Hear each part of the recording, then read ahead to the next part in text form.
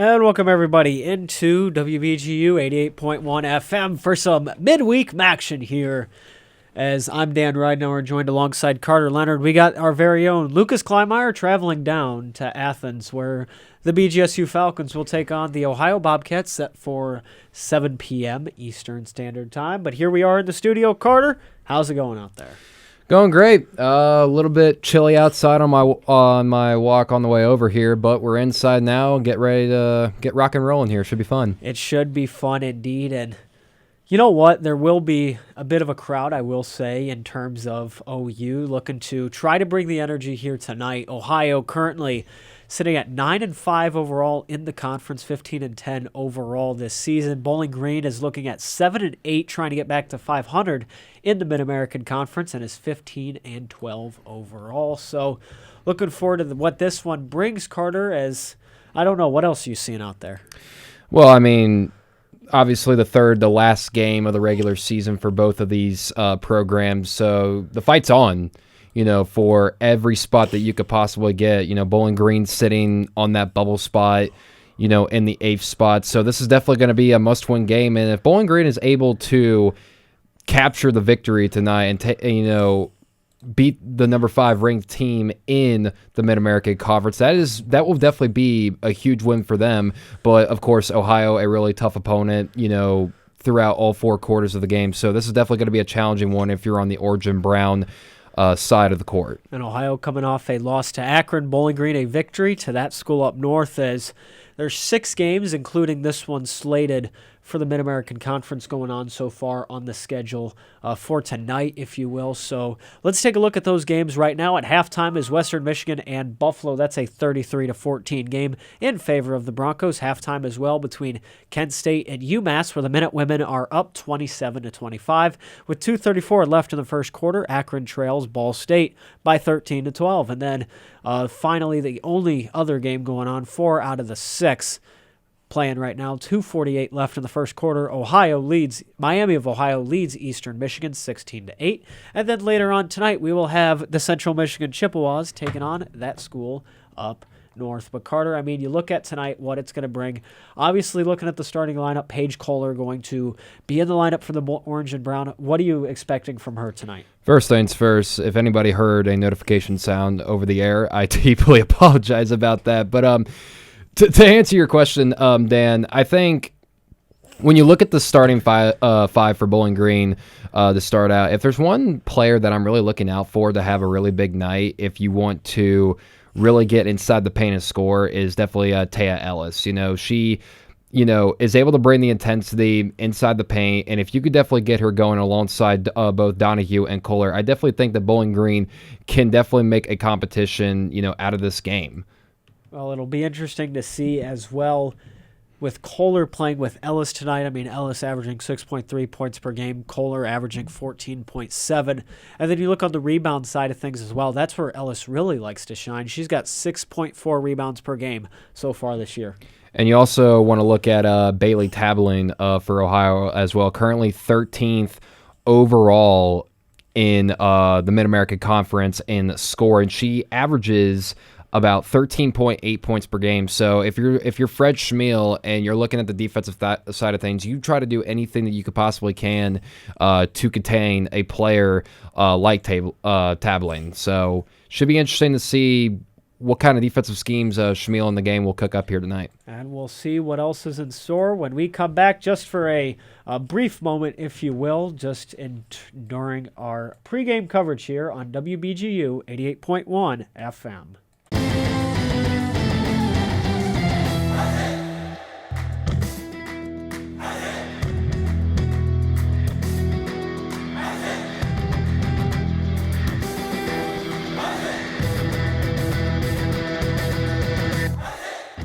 BGSU graduate Jason Jackson from the Miami Heat here. Make sure to tune into the Zig Zone every Sunday at 4 p.m. on WBGU 88.1 FM, home of the Falcon Media Sports Network. Join the Zig Zone Sundays from 4 to 6 p.m. on WBGU 88.1 FM. And we're back, everybody. So welcome into the WBGU 88.1 FM studio here in the Colleen Center, where I'm Dan Ridenauer, joined alongside Carter Leonard, where we're going to get the show on the road in just a moment, but we got some time now to kind of just look over the matchup up ahead, kind of some strategy. So, Carter, what are some of your keys to the game?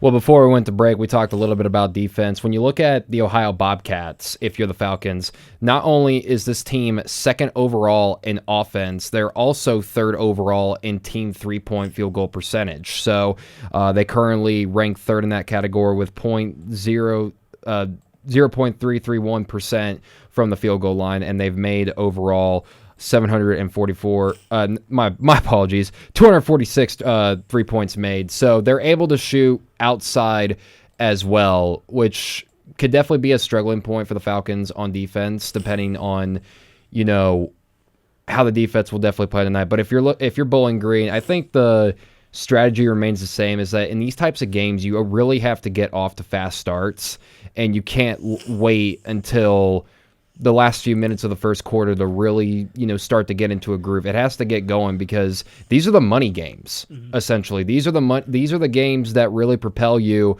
from either making the tournament or go home wondering what if. So definitely going to be a fun matchup tonight between the number 5 and number 8. And obviously, too, Bowling Green, while they are currently in the tournament as of now, you still got Eastern and Western Michigan kind of on your tail. And you talk about Eastern Michigan, a team who defeated the Orange and Brown in their second MAC game of the season up in Ypsilanti. So going to be interesting to see how that one goes along. But, I mean, beyond that, Carter, you look at the shooting for Bowling Green and how that's been a struggle. How do you think the Falcons are looking to improve tonight? I think it could definitely stretch into a lot of different things, if you ask me. And what I mean by this is that when your shots are not hitting the way you needed to, because there's been a lot of times this year, especially with the last month or so, if you ask me, about Bowling Green, trying to get off to fast starts with shooting. There will be points where they'll hit outside the perimeter, start to feel good about themselves, and then all of a sudden it just doesn't. The inconsistency begins, is essentially what I'm saying. So you have to find ways to definitely minimize that. You have to take smart shots, and you have to find a way to do it quick rather than later. Because if you look at it right now, Bowling Green currently ranks 10th in overall field goal percentage as well, where they allow their opponents, where they're 7th in opponent field goal percentage. So I think it's just really all about taking the smart shots when they're there, and instead of just chucking the ball up and just seeing what happens. Well, absolutely. You just got to be more strategic with it, and we'll see what can happen along with Bowling Green. As you look at the Mid-American Conference standings right now, it's Miami at the top with their overall record of 22-5. Ball State is just one below with 22-6. Massachusetts is 19-6 so far. Central Michigan 16-10. Ohio, team Bowling Green is playing tonight, is at 15-10. That school up north is at 14-11. Kent State 13 all, just flat at 500. Bowling Green 15-12 overall, but they're a game below 500 in the Mid-American Conference, hence why they are below a even 500 team in Kent State. Eastern Michigan is at 12-13 overall. Western Michigan 8-17 overall. Akron 7-20 overall. Northern Illinois 5-22, with Buffalo yet to win a conference game at 2-24. So before we send it over to Lucas at the Convocation Center, Carter, do you have any final thoughts? Really, all that I really have to say is, coming off a 2-game winning streak against both Western Michigan a week from today, and then a week ago from today, and then coming off a huge win in the Battle of I-75, you really have to wonder if this is the start of momentum building for the Falcons, but you have to go out and prove it with this game as well. This is going to be one of your bigger challenges that you faced all year long, but it should be fun to watch. It should be fun to watch indeed, but while we're at it, we're going to send it over to Lucas Kleinmauer. Lucas, how's it going? It's going pretty good, Dan. Thanks to yourself and Carl Leonard for being here, visiting on this broadcast, and I think you guys put it together Pretty good. I mean, you have back-to-back wins against Western Michigan and Toledo, and I would categorize that win over Toledo on Saturday as the biggest win of the season for Bowling Green. Not just because they beat their rivals Toledo, but just knowing where they were. They were 6-8 heading into that game in Mid-American Conference play. Now they're 7-8, 15-12 now on the season. They're still finding themselves, though, in the kind of lower end of the MAC. They are right now still sitting in that 8th and final spot, but Kent State is right above them, and they still have a chance to even surpass them if they can get a win that they shouldn't. And now this is against an Ohio Bobcats team that came to the Show Center not so long ago and beat the Bowling Green 82-57, shot the lights out. It's probably one of the angriest I've ever seen Fred Shamil in a post game. And this is an Ohio Bobcat team that Carter, you did a good job illustrating it. They're a really good three-point shooting team. They're the second best offense in the MAC, like you said, but also, and for my money and for the stats, they're the best three-point shooting team in the conference with Monica Williams, Bailey Tabling, and also a whole variety of players that can shoot from beyond the arc. And I think if for Bowling Green, you can get a win this Wednesday night here in Athens, or if you don't, get a win against Central Michigan, who they have next to the last road regular season game next Wednesday, then you put yourself in a really good position because they're not favored tonight and they're not favored against Central Michigan before they finish out the year against Illinois. If you can get a couple wins, even let's just say you win down the stretch, you can get yourself maybe in the mid-table of the MAC and get a more favorable draw. Because right now, if the season were to end today, they would draw either Miami or Ball State. And those are two teams that Bowling Green has lost this season. They only played them once, but Miami 13-1 in the MAC, Ball State 13-2. Both teams are 22-win teams so far this season. So all you can work out is tonight. And I think right now it's not a tough environment. Dan, I know we mentioned the crowd a little bit to start off the broadcast. This is not a tough environment in terms of just a hostile environment in the crowd and student section. But this is a team that Bowling Green is going to have to get out to a fast start on. And they cannot let Ohio do what they did last time the two teams play and just shoot the lights out from opening tip to the very end, from the first quarter to the last quarter. So it'll be very interesting to see what Bowling Green can do here. I'm looking at the rebounding to be a big thing. Ohio is the worst rebounding margin team in the MAC with a -5 differential. Maybe the bigs, Taya Ellis is coming off back-to-back double-double performances last week against Western Michigan and Toledo. Maybe that can be a big factor. That could be a way for them to get a victory. So just about 5 minutes or so here from tip-off here at the Convocation Center. Dan and Carter, I'll send it back over to you guys in WBG 88.1 FM.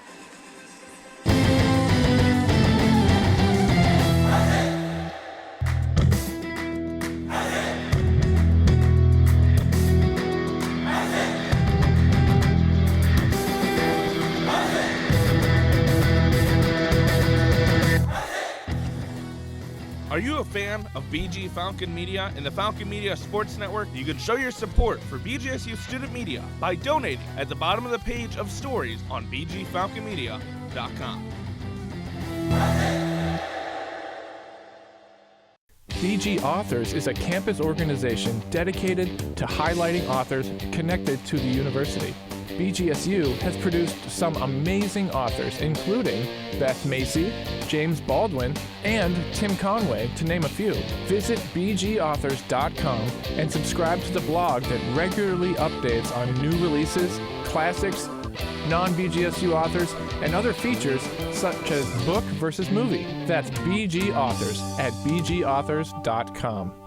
Now back to more Falcon basketball action live on WBGU 88.1 FM.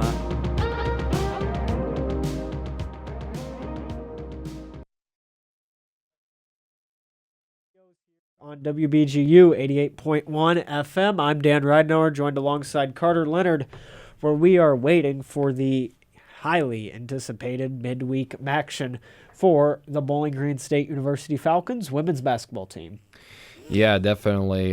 Should be a fun matchup to see the landscape of the Mid-American Conference standings change a little bit, regardless of who comes away with the win or not. But when you look to the Bowling Green side, coming off, as we mentioned, that win against in the Battle of I-75 against that school up north, as you refer to it, Dan. I mentioned Taya Ellis. She is coming off back-to-back games where she had a double-double. She had a game-high 11 rebounds in a game in the game and career high of 6 block shots versus the Rockets, also with 10 points as well to her double-double. You also saw Lauren Gherkin score 14 points off the bench, which I think is definitely something that the Falcons will definitely put a lot of strength to, is those bench points as well, because they're very crucial with a player like Lauren Gherkin, who has definitely been on a run as of late. It feels like almost every single game we've been talking about Lauren Gherkin in some way, shape, or form, and this is one of the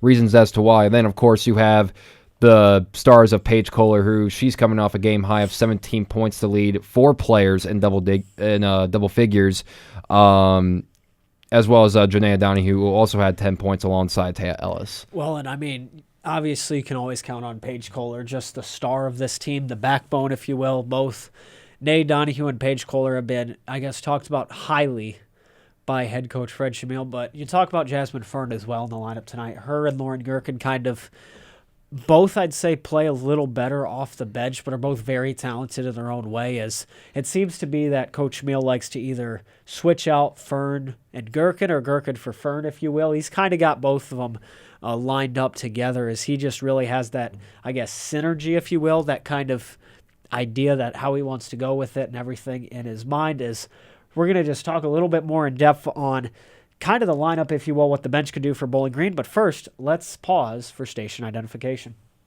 You are listening to Falcon Media Sports Network coverage on WBGU 88.1 FM in Bowling Green, Ohio. And then here we back are, now that you know where you're listening at. So you talk about that bench for Bowling Green and what it, I guess, the impact it can have. This is a Bowling Green team that really likes to get their points off the bench and really knows how useful it can be. Yeah, definitely. And you mentioned the dynamic duo of both Gherkin and Fern. When, as a group like Bowling Green, when you have a duo like that coming off the bench or able to provide double digits in scoring, you know, at any given moment, it really shows how much depth that you have as a group, as opposed to just relying on players like Kohler and Donahue to do everything. So bench presence is definitely important. It sure is. And now that we've learned a little bit about the bench, let's learn about Lucas Kleinmeyer's experience out at the Convocation Center. Thank you once again, Dan and Carter. We are now getting intros here in the Convocation Center here in Athens, Ohio, home of the oldest university in the Buckeye State, Ohio University. The Bobcats and the Falcons going to dance once again for the second time this season for Bowling Green in Ohio. We talked about it again, but with Woods, Donahue, Kohler, Fern, and Ellis, it's another unchanged starting 5 that Fred Shamil has elected to put out, and it seems to be the starting 5 that he is going to roll with for the remainder of the season. Jasmine Fern being the one that wins that 5th and final starting spot that was pretty much up for grabs for majority of the season. Really, the other 4 have been the main starters this year. And as the lights go down, the green lights come on here in the Convocation Center, and the intro is playing. We'll go through the Ohio Bobcats starting 5 once again. Bella Ronaldo, Aaliyah McWhorter, Bailey Tabling, Asia Baxter, and Ellie Garnett. An unchanged starting 11 for head coach, starting 5 there, for head coach Bob Bolden. It's a team that really has rolled with the starting lineup for the entirety of the season. He hasn't changed a whole lot. Gigi Bauer started a couple games this year. Danny Scully had a couple games as well. But besides that, it has been the starting lineup that he's gone with the whole season. And if you look at the Bailey Tabling and you look at Bella Ronaldo and Asia Baxter, they have all started all 25, now 26 games heading into this season.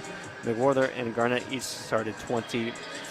And this is a couple teams that do a lot of good things, but they do a lot of different good things. Shooting has not been Bowling Green's strength this year. It's been Ohio's strength. Rebounding has been a strength for the Orange and Brown all year long. It's not been for the Bobcats, but one thing these two teams do have similar is steals. Both teams rank first and second in steals. Ohio is first in the MAC in steals per game with 11.88 average, 297 total on 25 games played. For Bowling Green, they're second with 11.78 average, but they have more with 318 total in 27 games played. And for Ohio, they are the second best turnover margin team in the MAC. That was something that also haunted Bowling Green. Last time the two teams played at the Stroh Center was a big factor in the Bobcats taking that large victory over the Falcons at the Stroh Center. But Bowling Green may be a middle-of-the-pack turnover margin team this season, they're also one of the top free throw shooting teams this year. For Ohio, they are not. They are the 11th best free throw shooting team in the MAC at 65%. That is third to last in the conference. And we already did talk about the rebounding. Bowling Green's got a big advantage in that category heading into this matchup. But again, if Ohio shoots like they did last time these two teams played, there's not going to be a lot of rebounding involved because Ohio does not miss when it comes to beyond the arc and around the perimeter. Intros are done, and both teams are now ready to get back onto the floor. Ohio coming in this one 15-10, 9-5 in the MAC. They start sitting in the middle of the pack. They're coming off a double overtime loss to Akron, 108-105. 6 periods were played in that one before one was decided, before picking up back-to-back wins against Toledo and Kent State. So kind of an interesting one for Ohio. Bowling Green coming off those wins against Toledo and Western Michigan. They've won 4 of their last 5. The only loss going against the Ball State Cardinals on the road. And looking to get their 3rd straight win of the season and get back to 8-8 in MAC play. And a big one here in Athens. 3rd to last game of the season before the MAC tournament in Cleveland, Ohio. Bowling Green in their road orange, Ohio in their home white. Bowling Green going from left to right on your radio dial. Ohio going from right to left. It's Ellis and McWhorter at center court, and tipped and won here for the Falcons. And we are underway here at Convocation Center in Athens. And we Bowling Green to start. Kai Woods here to the right wing, top of the key. Donahue Fern, because it's a quick ball movement here for Bowling Green early on. Kohler baseline kicks out. Kai Woods open 3 in the right corner. That one no good. Rebounded strong from Taya Ellis. Put that one up and in. Taya Ellis, about the best week of her collegiate career. Back-to-back double-doubles. She was a couple blocks away from a triple-double against Toledo. She gets the first points in this one. 2-0 Bowling Green. 30 seconds into this one. McWhorter driving in on Ellis now. McWhorter puts up a really highly contested shot there. No good. And she's slow to get up. But here comes Bowling Green back the other way. Donahue. Kohler. She'll try 3 here from the right wing. And Paige Kohler knocks it down. Wide open there from the right swing. 5-0 Bowling Green. Almost a minute played here in Athens. McWhorter guarded by Donahue. Now she drives inside, and she runs into a brick wall on Ellis. No foul called. And now Donahue back the other way.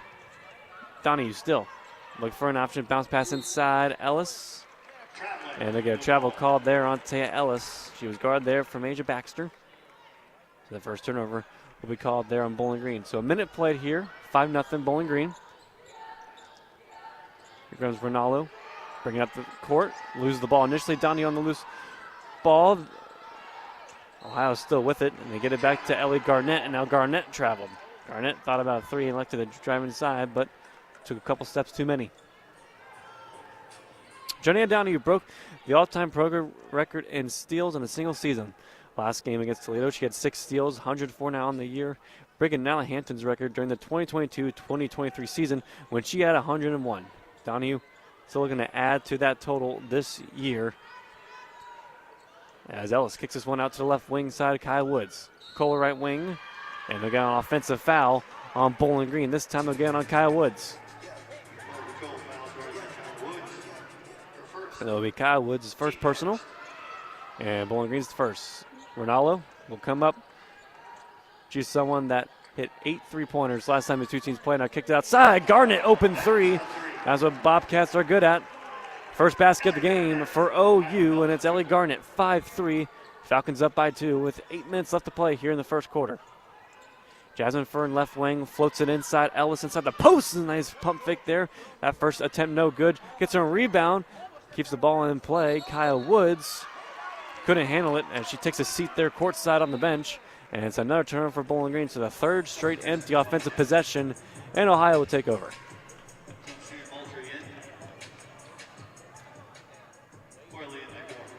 So first change here. McWhorter, who took a tumble early, will check out. And coming in to the game for the Bobcats is Annika Malteri. Open 3 now taken. That one rolls around the rim and no good. That was Bailey Tabling. Loose ball still on the floor. Still Bobcats. They kick it out. Ronaldo open 3. Just wire off to the right there. Loose ball goes out of bounds, and Bowling Green survives after a couple missed open 3s there for the Bobcats.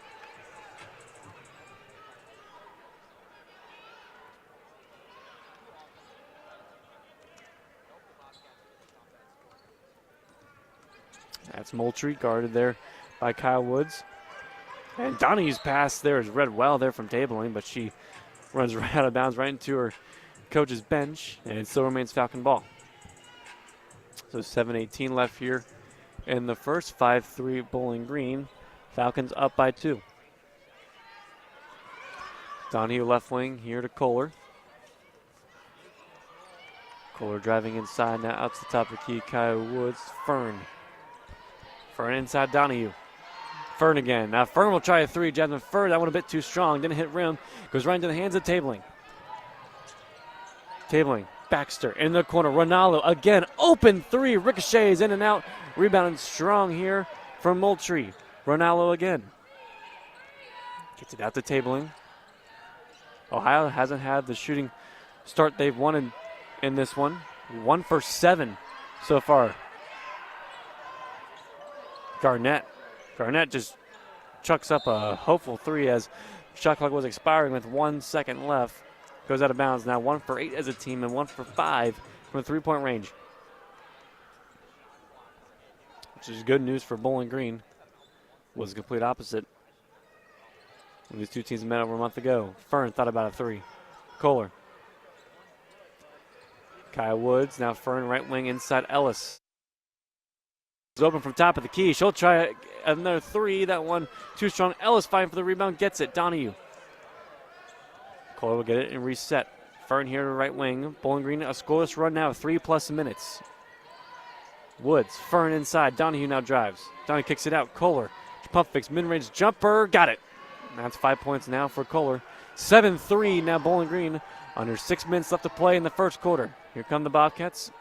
Been a slow start offensively for not both these teams, but especially for the green and white.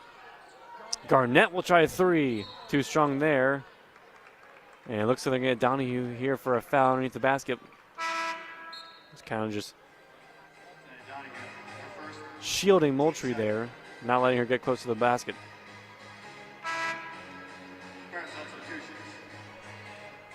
Couple subs coming in for Bowling Green. Shamil has kind of reduced his bench over the last couple of weeks. It's Lauren Gherkin and Janiyah Bland Fitzpatrick coming in to the game. Donahue and Jasmine Fern will come out. Gherkin had a big game against Toledo, 11 points. Had a couple of big 3s off the bench this past Saturday. Kohler knocking that one out for the newly checked in Bobcat, Danny Scully. And that one out of play. And wide open in the corners. Ronaldo for 3. No good. She's fouled there from Kyle Woods. Woods turned around, never saw her. Still Woods. Kicks it out. Gherkin open 3 from the left wing. And that one ricochets. No good. Ellis picks up the scraps, trying to finish there. And couldn't do so, but she's fouled. And we got our first trip to the free throw line coming up. I mean, Ronaldo has been wide open on now 3 attempts from beyond the arc. And she's now 0 for 3 this game. And Shamil going to have a talking with Kyle Woods as she completely left her man wide open in the corner. As the first one there from Ellis is good. 8-3 Bowling Green lead up by 5 with 5:24 left to play here in the first quarter. Second one here from Ellis is good. 2 for 2 trip there. Each now Kohler and Ellis each have 5. Turnover here. Ellis takes it away. Ellis with a wide open lane to the basket. Ellis puts it up and got that one to roll around and in. A steal and then transition basket there from Taya Ellis. 11-3 Bowling Green. Reach almost immediate timeout here in the first quarter as now an open 3 again from Ohio. That one is no good. That's time for Baxter, but that's Tabling picking up the scraps. That one's also no good. And 3 Falcons there trying to rip that one from Scully. And it's no good. Ohio 1 for 12 to start this one, the first quarter, but it's been all orange and brown here in the first 5 minutes of action. 11-3 Bowling Green is your score. First media timeout here on the floor. This media timeout is sponsored by Juniper Brewing Company, located 145 South Main Street in downtown Bowling Green, serving coffee, craft beer, breakfast, lunch, and dinner. See this menu by visiting juniperbrew.com. We'll take it with them. Bowling Green up by 8 here on WBGU 88.1 FM. The IRS is urging people to beware of ads that promise big money by claiming the Employee Retention Tax Credit. This is a real tax credit that helps businesses that were affected by the pandemic, but scammers are telling people they qualify when they don't. The scammer takes a fee and your personal information. If you're not eligible for the credit, getting conned by this could cost you a lot. The IRS doesn't want that to happen to you, so check the official information at irs.gov/ER. Childhood cancer it's a long road. It's hard, but St. Jude has gotten us through it. St. Jude is hope that you have a chance at life. And it goes such a long way for every child diagnosed with cancer because everything that's learned is shared all over the world. It's awesome.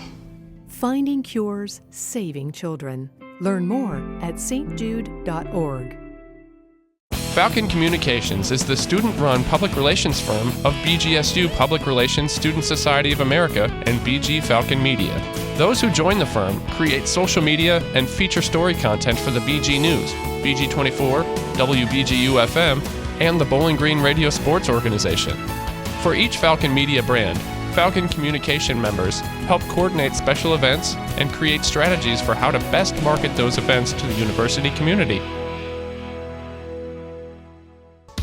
After this game wraps up, more coverage continues online at bgfalconmedia.com.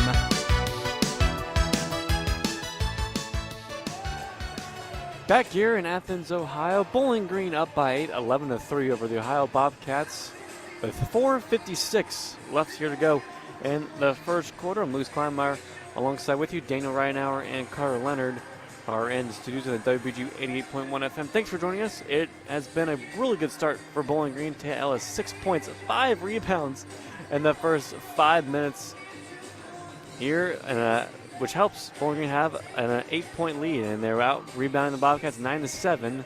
But Ohio just struggling, shooting 1 for 12, and they've had more than enough wide open looks that would make you uncomfortable for Shamil, and that makes it good for this timeout to make him just get reset and regroup, because there was a couple of wide open threes from Ronaldo that were left wide open in the corners and nobody nearby.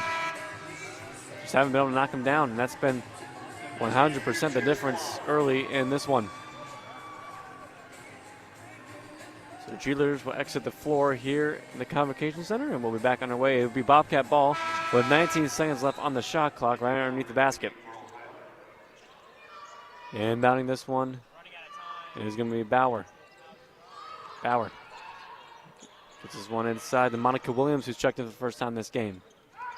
Moultrie drives, kicks it out, open. Offensive foul on Moultrie as Kohler stood her ground and got ran over.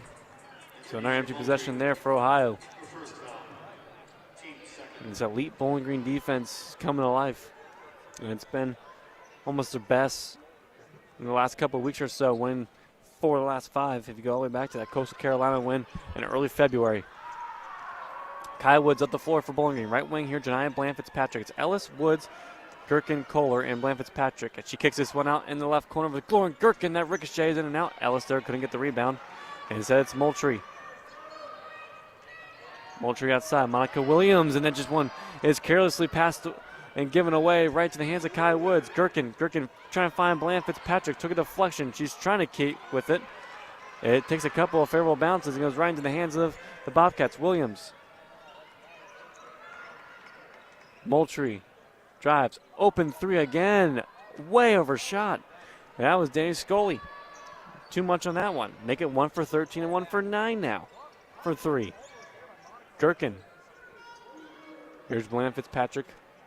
Left corner, driving inside. The one's a bit too strong. Rebounded here from Scully.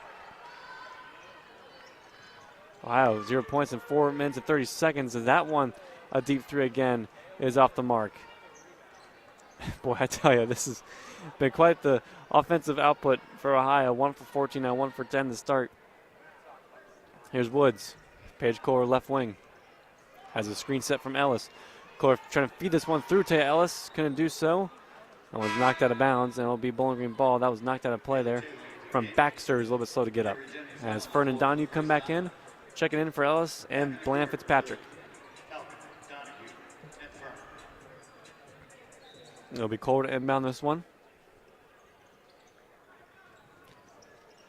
And the Fern with 3:15 left here in the first quarter, still 11-3 Bowling Green. Still Kyle Woods. Kicks it out. Donahue will take a three. Donahue, that one no good. Gherkin gets the rebound. Gherkin over three. Bobcats spin around shot there off glass and in. Lauren Gherkin's got her first points. 13-3. A double-digit lead for Bowling Green in this one. Open three again in the corner. That time it's finally connected. Bailey Tabling. And finally, for the first time, Ohio's been able to make Bowling Green pay. 13-6. Falcons still up by 7. Here's Kaya Woods. Woods calls for the screen, gets it set. Now Gherkin tries a three from top of the key, and Jay's got it. 5 points in a matter of seconds for Lauren Gherkin.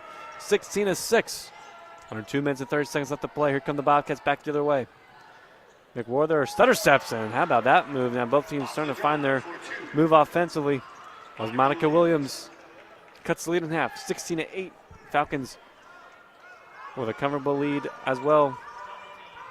Woods double team, just throws this one right. No look past the Gherkin. Here's Donahue. Donahue drives, kicks it out. Kohler now will try a three-page. Kohler lit one a bit too strong. Rebounded, held in here for the Bobcats. That one was from Jennings. Tabling. Williams into the corner. They switch it all the way out. Jennings again. Guarded by Fern. 1:45 left here in the first. 16-8 Bowling Green. Here's Monica Williams. Works on Gherkin. Williams stutter steps. Donahue knocks away from behind. Now Kai Woods got an open lane to the basket. Kai Woods puts it up and has that one swatted away from Bailey Tabling. But he said Tabling got hands, so Kai Woods will have a trip to the free throw line coming up. And that all started with fantastic defense instincts again from Donahue getting the steal. Woods there just couldn't finish on the offensive end, but you have the chance to here from the charity stripe.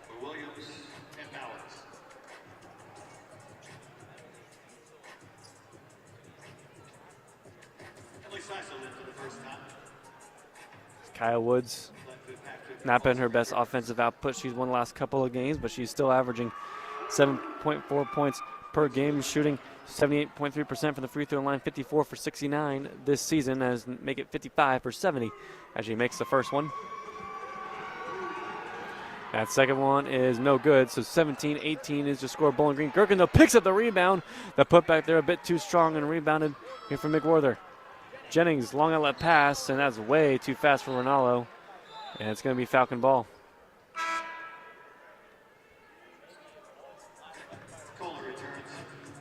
Kohler back onto the floor for Bowling Green as Glenn Fitzpatrick come out. Kira Miller will check in for the first time on the floor. So we have Miller, Kohler, Gherkin, Cecil for the first time, and Jasmine Fern.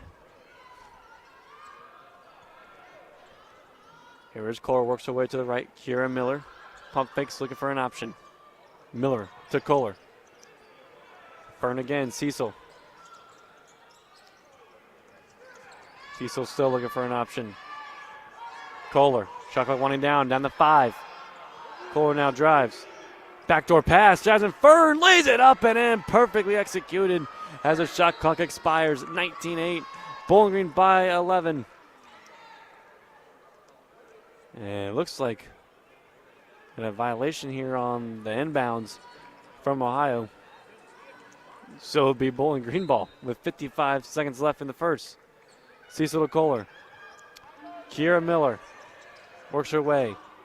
Left wing, Kohler. Kohler take a couple of step backs. Screen call here from Gherkin. Kohler, nice pass inside. Gherkin mid-range jumper. Takes a couple of favorable bounces and gets her own rebound. Gherkin. Kira Miller will step back, try a three.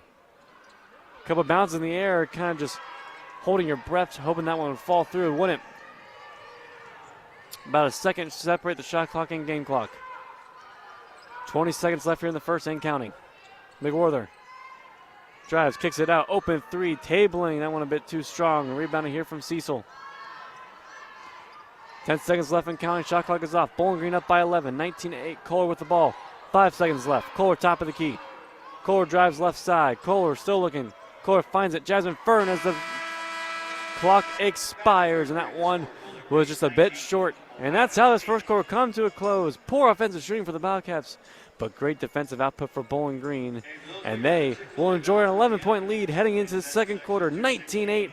Orange and Brown over the Bobcats is your score. We'll take a quick step aside. We'll come back right for the second quarter action here on WBGU 88.1 FM. Wake up every weekday with WBGU and The Morning Show. The Morning Show is a community resource for weekly events, news, sports, weather, interviews with community officials and organizations, birthday and anniversary announcements, and more. The Morning Show broadcasts live Monday through Friday, 6 a.m. to 9 a.m. from the Killeen Center at Bowling Green State University. Listen live every weekday from 6 to 9 a.m. locally on 88.1 FM or streaming online at bgfalconmedia.com. Follow and engage with BG Falcon Media on social media. Find the handle at BG Falcon Media on Facebook, Instagram, Twitter, and YouTube for all sorts of content, including news information, BGSU athletics coverage, and feature stories from across campus. Enjoy specialty content such as full episodes of the local music showcase, Live and Loud.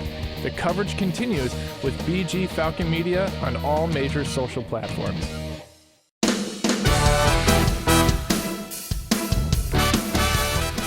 Falcon Media Sports Network now has a pregame, halftime, and postgame show for every BGSU men's and women's basketball broadcast, starting 25 minutes before each game. Make sure to tune in to hear insights and knowledge from Falcon Media Sports Network analysts. You can listen to every broadcast on WBGU 88.1 FM or Falcon Radio, also streaming on bgfalconmedia.com.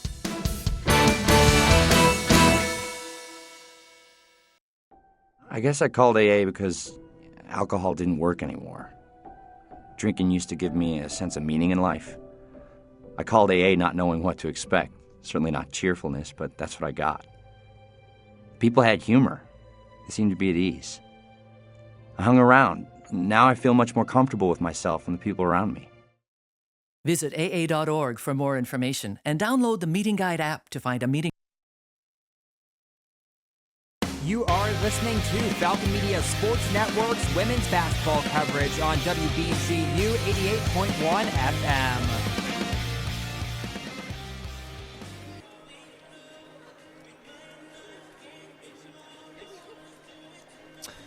Back here in Athens at the Convocation Center, Bowling Green 19, Ohio 8.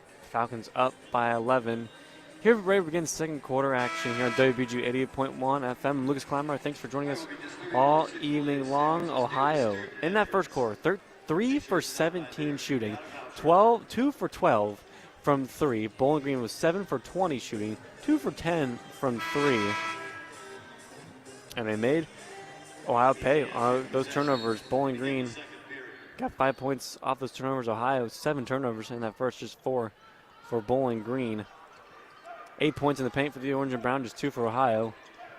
And it seems to be so far Ohio's game plan as that one back underway here as Donahue's pass was nearly picked off there from Ronaldo, and it's out to Jasmine Fern, who knocks down a wide open three, 22-8.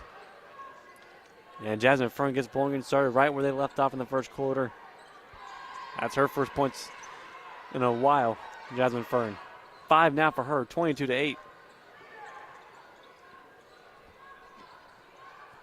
And the Bobcats are going from right to left here in your radio dial here. And that's Monica Williams driving inside, handing off to Jennings. She goes up, and she is fouled by Donahue. And Jennings will have a chance to go to the free throw line and get the Bobcats in the double digits. Donahue just came swatted by a little bit late.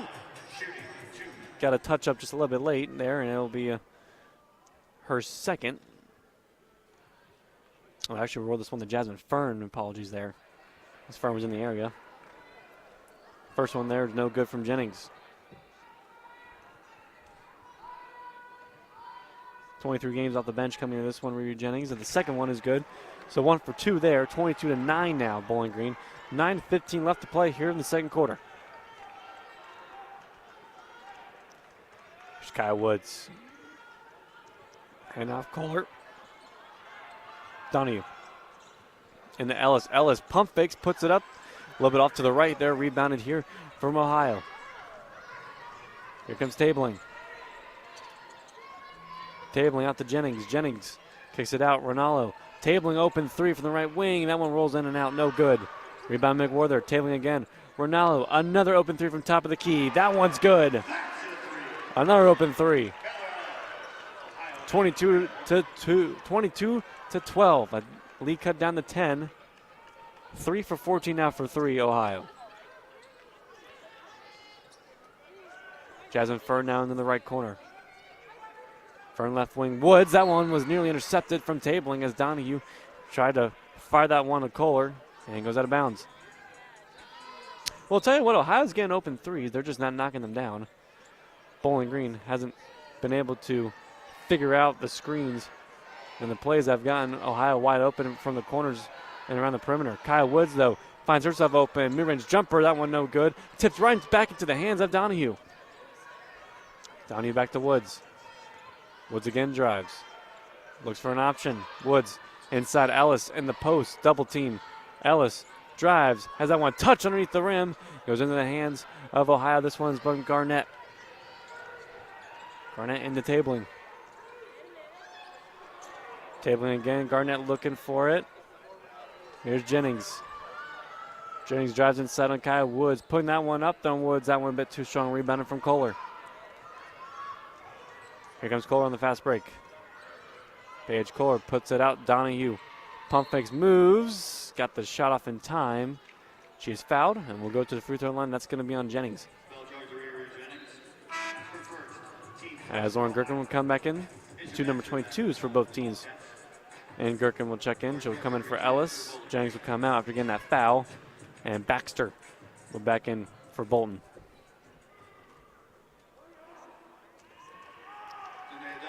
Donahue. And that first was off the mark. BG News and Falcon Media Sports Network's Athlete of the Week this past week for her record-breaking performance against Toledo. Second one is good. 23-12. The lead back up to 11 as Bland Fitzpatrick will come in for Fern. So they inbound this one, Garnett. Garnett drives the left side here on Gherkin, and Kohler comes swatted with and knock that one away, and Garnett over Gherkin got the second bite of the apple to the fall. 23-14, lead back down to single digits. 7:15 left to play here in the second quarter. Bowling Green attacking from left to right here on your radio dial, wearing their all orange. Kaya Woods dribbling inside, trying to kick this one out, and it's swatted down from Baxter. Now here comes McWhorter on the fast break. Ronaldo tabling, she'll take a three. Tabling, that one a bit short. Tabling, though, fights all the way and gets her on a rebound from across the court and then just carelessly gives that one away right to Donahue. Donahue, and now to Kohler. Kohler will slow things down now for the Falcons. And down to 6:35 left here in the second. Donahue driving inside McWhorter, trying to give it up last second to Gherkin, and instead it's turned over into the hands of McWhorter. Garnett tabling, she'll take another three, and how about that turnaround splash there from tabling. That one more difficult ones, but she got to go. 23-17, and all of a sudden, look at the lead is cut down to 6. Ohio's attempted 16 three-pointers. They're 4 for 16, 6 for 24 from the field. How about Gherkin trying to answer with her own? That one's off the mark. And Bland Fitzpatrick's going to pick up her first personal foul there. And she was draped all over there. Baxter. Bowling Green scoreless in near 4 minutes of play as Cecil comes in for Woods. Ohio, though, back-to-back buckets, and they've cut this lead down to 6 with 6 minutes left in the second. 23-17 is your score. Ohio will bring this one up the court with Ronaldo. Ronaldo guarded here by Cecil. Still Ronaldo. Loose ball on the floor. Cecil jarred it loose. On the floor, Ronaldo jockeying for that loose ball. They'll signal. And we'll see. It will be Ohio possession. But good there on Cecil there to disrupt Ronaldo. Cecil, one of the few seniors on this team. It'll be senior night for Bowling Green's last regular season game against Northern Illinois on March 7th.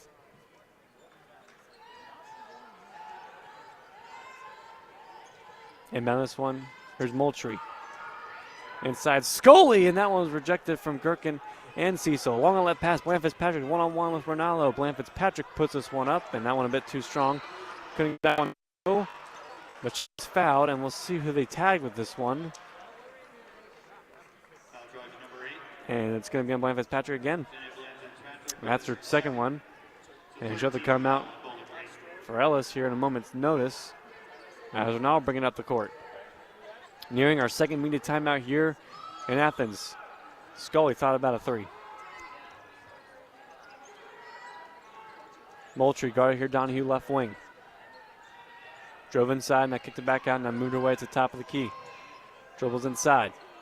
Trying to kick this one out and find this one to Scully, and Scully couldn't get that one to go, and it's out of bounds. And both these teams have had a couple of just head-scratching turnovers that you're kind of just questioning yourself over.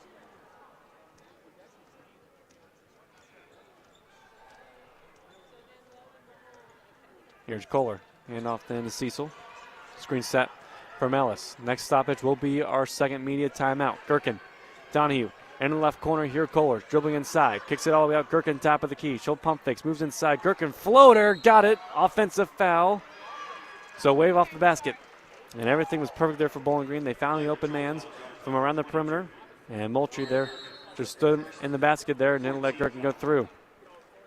So Ohio doing a good job of climbing back into this one, 23-17. Bowling Green, though, still up by 6 with 4:48 left to play here in the second. This media timeout once again is sponsored by Juniper Brewing Company. You see the latest menu by visiting juniperbrew.com. We'll take a quick step aside. Listen to BGSU Women's Basketball right here on WBGU 88.1 FM. Every 2 minutes, an American is sexually assaulted. Be the someone who gives their time. Be the someone who lends an ear. Be the someone who takes a step. This is Christina Ricci with RAIN, asking you to join the fight against sexual violence and volunteer in your community. Log on to rain.org, that's RAINN.org, to learn how you can be the someone. This message brought to you by the Rape, Abuse, and Incest National Network and this station.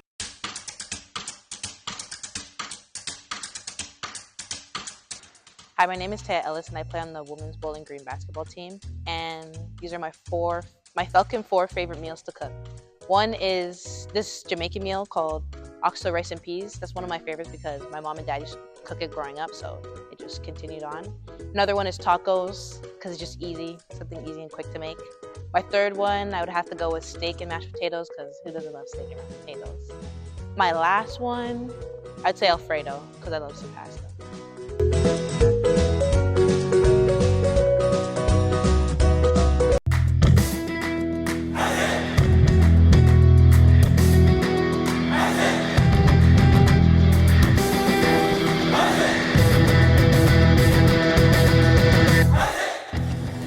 Unlike other local sources, Falcon Media Sports Network and BG Falcon Media will never charge a paywall to view our content. However, if you are looking to support student media, you can donate at the bottom of our stories on bgfalconmedia.com.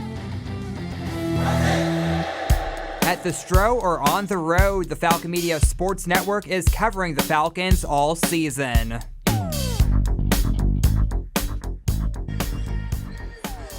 Back here out of the second quarter media timeout. Bowling Green still up by 6 despite 0 for 5 from their last field goal attempts and nearly a 3-minute scoreless drought.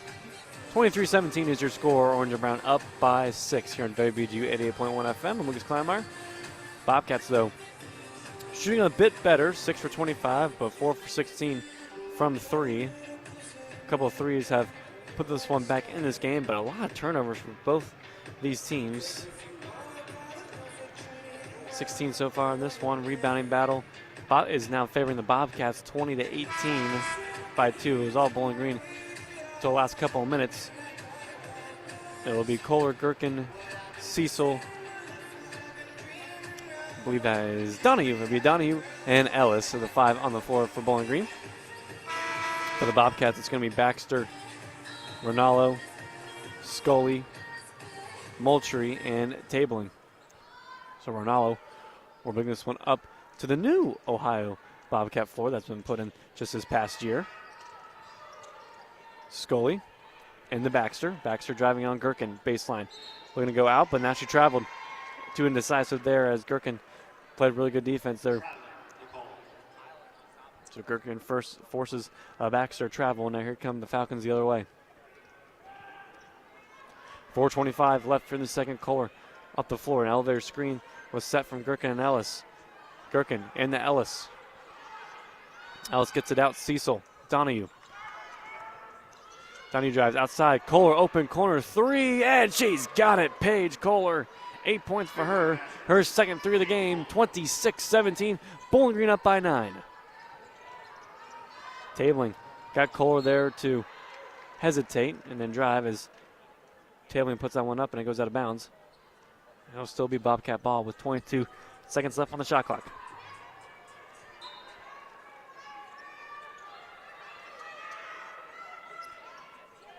Tabling, long pass out to Baxter. Baxter tabling. Tabling open 3 to the left corner. That one no good. And rebounding from Donahue. Cecil to Kohler.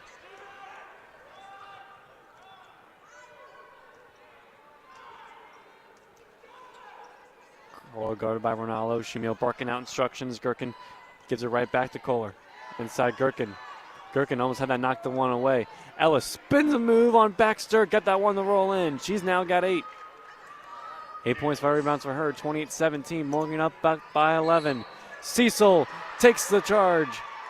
As Ronaldo put a big shoulder into her, Cecil went flying across the court. But Cecil did a good job there to draw the foul. It'll be Ronaldo's first turnover. A tactical offensive foul. Momentum back into the Falcons' favor.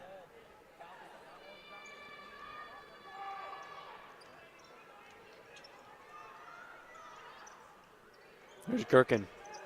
Her Kohler playing hot potato. Trying to get that one over the court. Ellister not ready for the pass, and it's turned over. Baxter. Baxter wide open underneath the basket with Scully. Couldn't get to her in time. Here's Scully, right wing by Ellis. Scully puts this one up, no good. Ellis gets the rebound. Kohler drives. Had that one poked initially there from Monica Williams. Donahue top of the key inside Gherkin. Gherkin still 28-17, Bowling Green, 2:38 left to play in the second. Ellis with the travel called.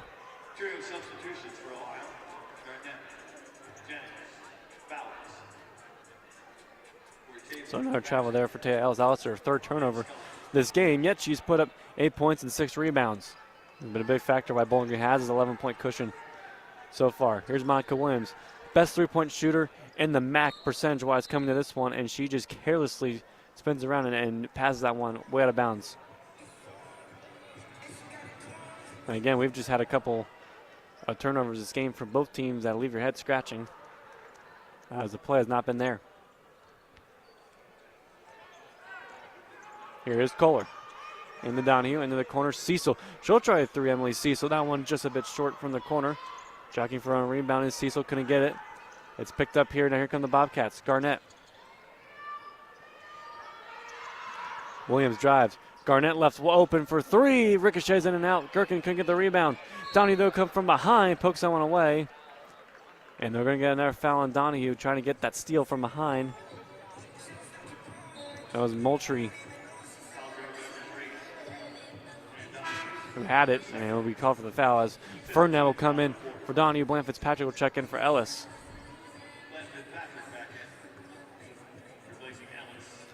So we got a couple trips here for the free throw line. So Moultrie, her first attempt from the line, and it's in and out. 1 for 3 now from the free throw line is Ohio.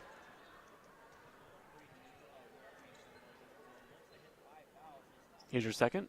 Yeah, that one's good this time. So 28-18 at Bowling Green with 2 minutes left to play here in the first. First half, that is, second quarter here. As Gherkin has that one tipped away. Gets it back there on the ricochet. Gets it to Cecil left wing. Kohler top of the key. Long on that pass. Cecil left wide up in front of Ohio. Bench and Emily Cecil 3. Just a bit too strong. Ohio comes away with it. Here's Garnett. Garnett. Moultrie. Looks for an option. Fires it. Left wing Bauer. Bauer drives baseline. And that one can't go. And the Falcons will get a foul called here, much to the dismay of Fred Shamil. See who was on. Didn't see who was underneath the basket. It would be on Emily Cecil, so it'll be her first personal foul.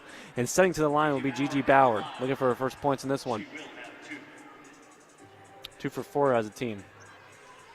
So a minute 30 left. Bowling Green still up by 10. They can cut this down into single digits. Been low scoring here through the first 2 quarters here in Athens, Ohio. First one is good from Bauer.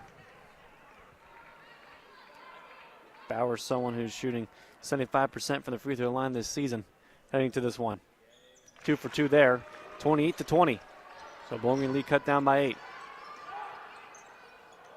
So Kohler, pump fakes, Cecil, into the newly checked in Layla Harrison. You have Harrison, Cecil, Fern, Gherkin, and Kohler all on the floor. Gherkin thought about a 3.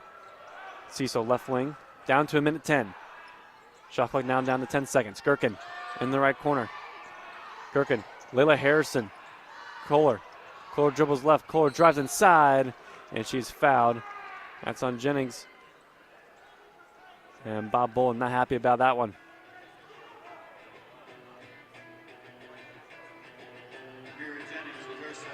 So Kohler drove inside, went by a couple Bobcats to draw the foul, so now she'll go to the cherry trap for the first time.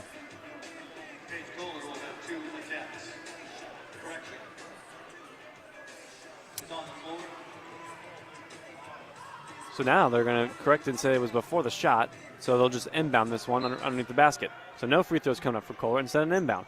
And the Gherkin in the post, up and in, easy as you like, off glass. Lead back up to 10, 30-20. Under a minute left to play here before halftime in the Convocation Center. Gherkin working on Bauer. They kick this one all the way out to Scully. And that's Garnett there. Good defensive play from Gherkin. Bowling Green number 1 in block shots. Heading into this one, and that one again there, providing dividends. Kohler to Gherkin. Kohler left wing. Gherkin. Under 30 seconds left to play in the second half, and Gherkin getting called for the foul. Looks like she raised an arm and went right into Moultrie's face. And that's going to be Gherkin's second.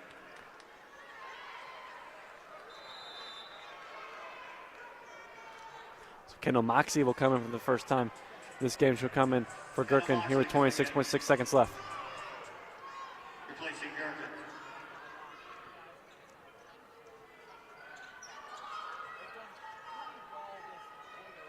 Cecil. Heavily guarded here. The shot clock is off. 15 seconds left. Ohio can take this one all the way down if they want, but Bowling Green will go into halftime with the lead regardless. Feeds inside Garnett. Garnett drives. Off balance shot. That one no good. Moxie gets it. Here comes Kohler. Kohler with 2 seconds left. Still Kohler. Kohler dribbles inside, puts up as the shot clock expires, and it rolls around the rim and can't fall. So that's how this first half will come to a close. Bowling Green has a 10-point lead heading into the third quarter. 30-20 is your score here in Athens, Ohio. Bowling Green looking to get some revenge over that first loss against Ohio earlier this season, this time on the road. We'll take a quick step aside, and we'll send it back over to Dana Reinauer and Carl Leonard, who are standing by in the WBGU 88.1 studios. You're listening to BGSU Women's Basketball here on WBGU 88.1 FM.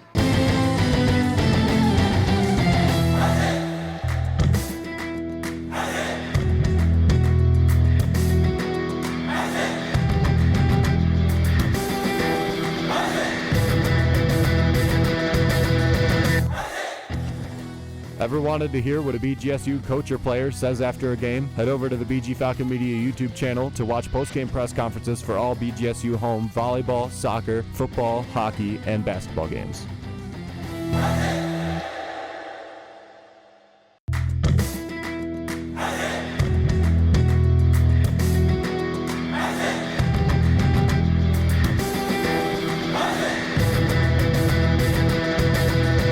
Ever heard of Falcon Media Sports Network's broadcasts on Falcon Radio or WBGU 88.1 FM but don't know where to listen? Well, set down the radio, pick up your phone, and go to bgfalconmedia.com and scroll to the bottom of the page to stream Falcon Radio and WBGU 88.1 FM for all broadcasts.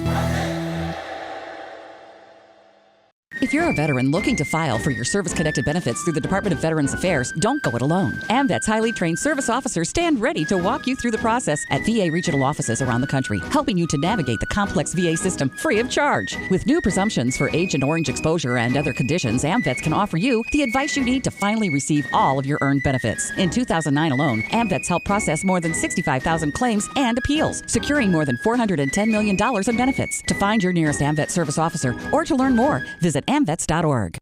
Check out more Falcon athletic coverage online at bgfalconmedia.com.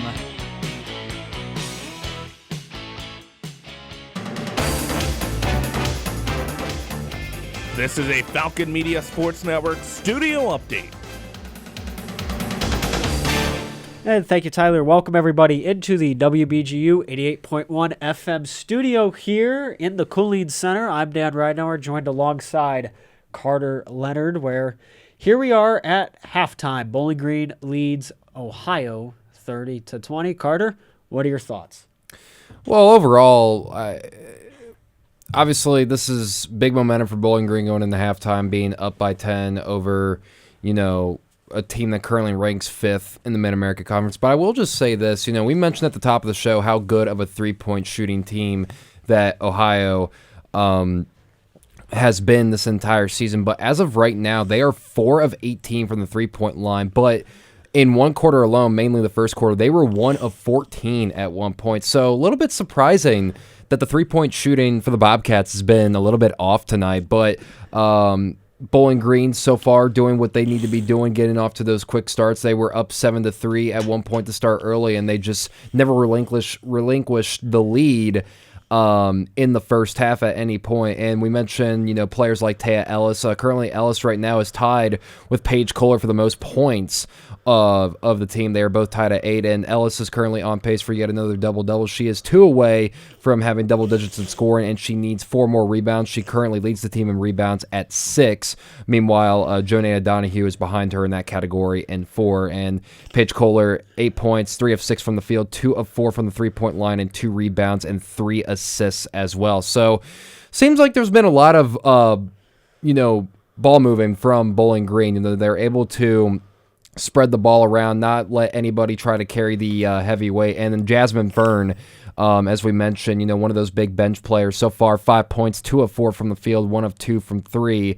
And yeah, Bowling Green doing what they need to be doing in crucial games like this. Exactly. You talk about that scoring overall for Bowling Green. The big 3 from tonight being Paige Kohler, Taya Ellis, and then really out of nowhere, too. We're kind of expecting Jasmine Fern, but, you talk about Jasmine Fern and Lauren Gherkin, just kind of that tag team duo they have. I mean, you look at the way Gherkin's playing tonight, she's got 7 points, so really having quite standout performance herself. So you look at Bowling Green, too, as a whole, a team that has had some struggles, but is still kind of making a name for themselves, if you will. I mean, 11 for 32 on the field goal, which I wouldn't say that's like all-star level numbers, but that's definitely improvement for Bowling Green this season. I mean, and compared to Ohio, as you talk about, who's having a rough night for shooting, they're 6 for 30 from the field goal. And then you look a little bit more further out, Bowling Green 4 for 15 from 3, Ohio's 4 for 18, and then both teams are 4 for 6 from the charity stripe. So really, that's kind of something you want to keep in mind. And also, too, this is a really close game for rebounds and turnovers, which are really 2 stats that you got to point out. Bowling Green 22-24 on rebounds, and then you look at the turnovers. They got 10, Ohio's got 12.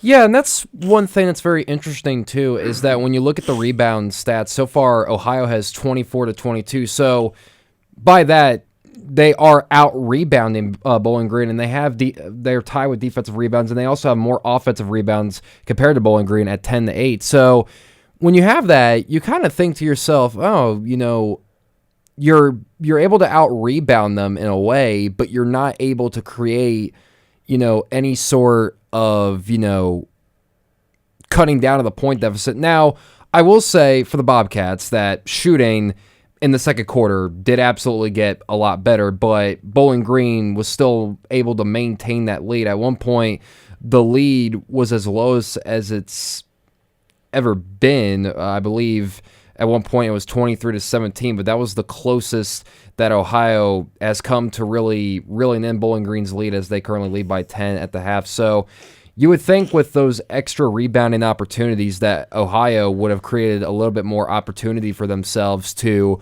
really try to cut into that deficit, and it just really hasn't worked out for them so far. Absolutely, and when we come back, we'll take it around the MAC. We'll look a little bit for what this more in depth as to what this game actually means for both Bowling Green and OU as to why it is so important. So don't go anywhere. This is women's basketball coverage here on WBGU 88.1 FM.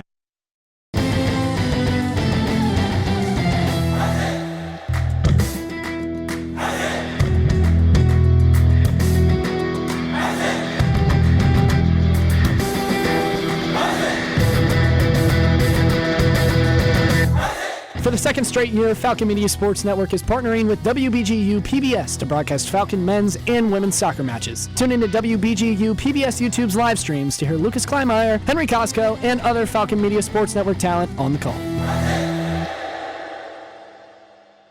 The IRS is urging people to beware of ads that promise big money by claiming the Employee Retention Tax Credit. This is a real tax credit that helps businesses that were affected by the pandemic, but scammers are telling people they qualify when they don't. The scammer takes a fee and your personal information. If you're not eligible for the credit, getting conned by this could cost you a lot. The IRS doesn't want that to happen to you, so check the official information at irs.gov/ER. Wake up every weekday with WBGU and The Morning Show. The Morning Show is a community resource for weekly events, news, sports, weather, interviews with community officials and organizations, birthday and anniversary announcements, and more. The Morning Show broadcasts live Monday through Friday, 6 a.m. to 9 a.m. from the Killeen Center at Bowling Green State University. Listen live every weekday from 6 to 9 a.m. locally on 88.1 FM or streaming online at bgfalconmedia.com. This is a Falcon Media Sports Network studio update.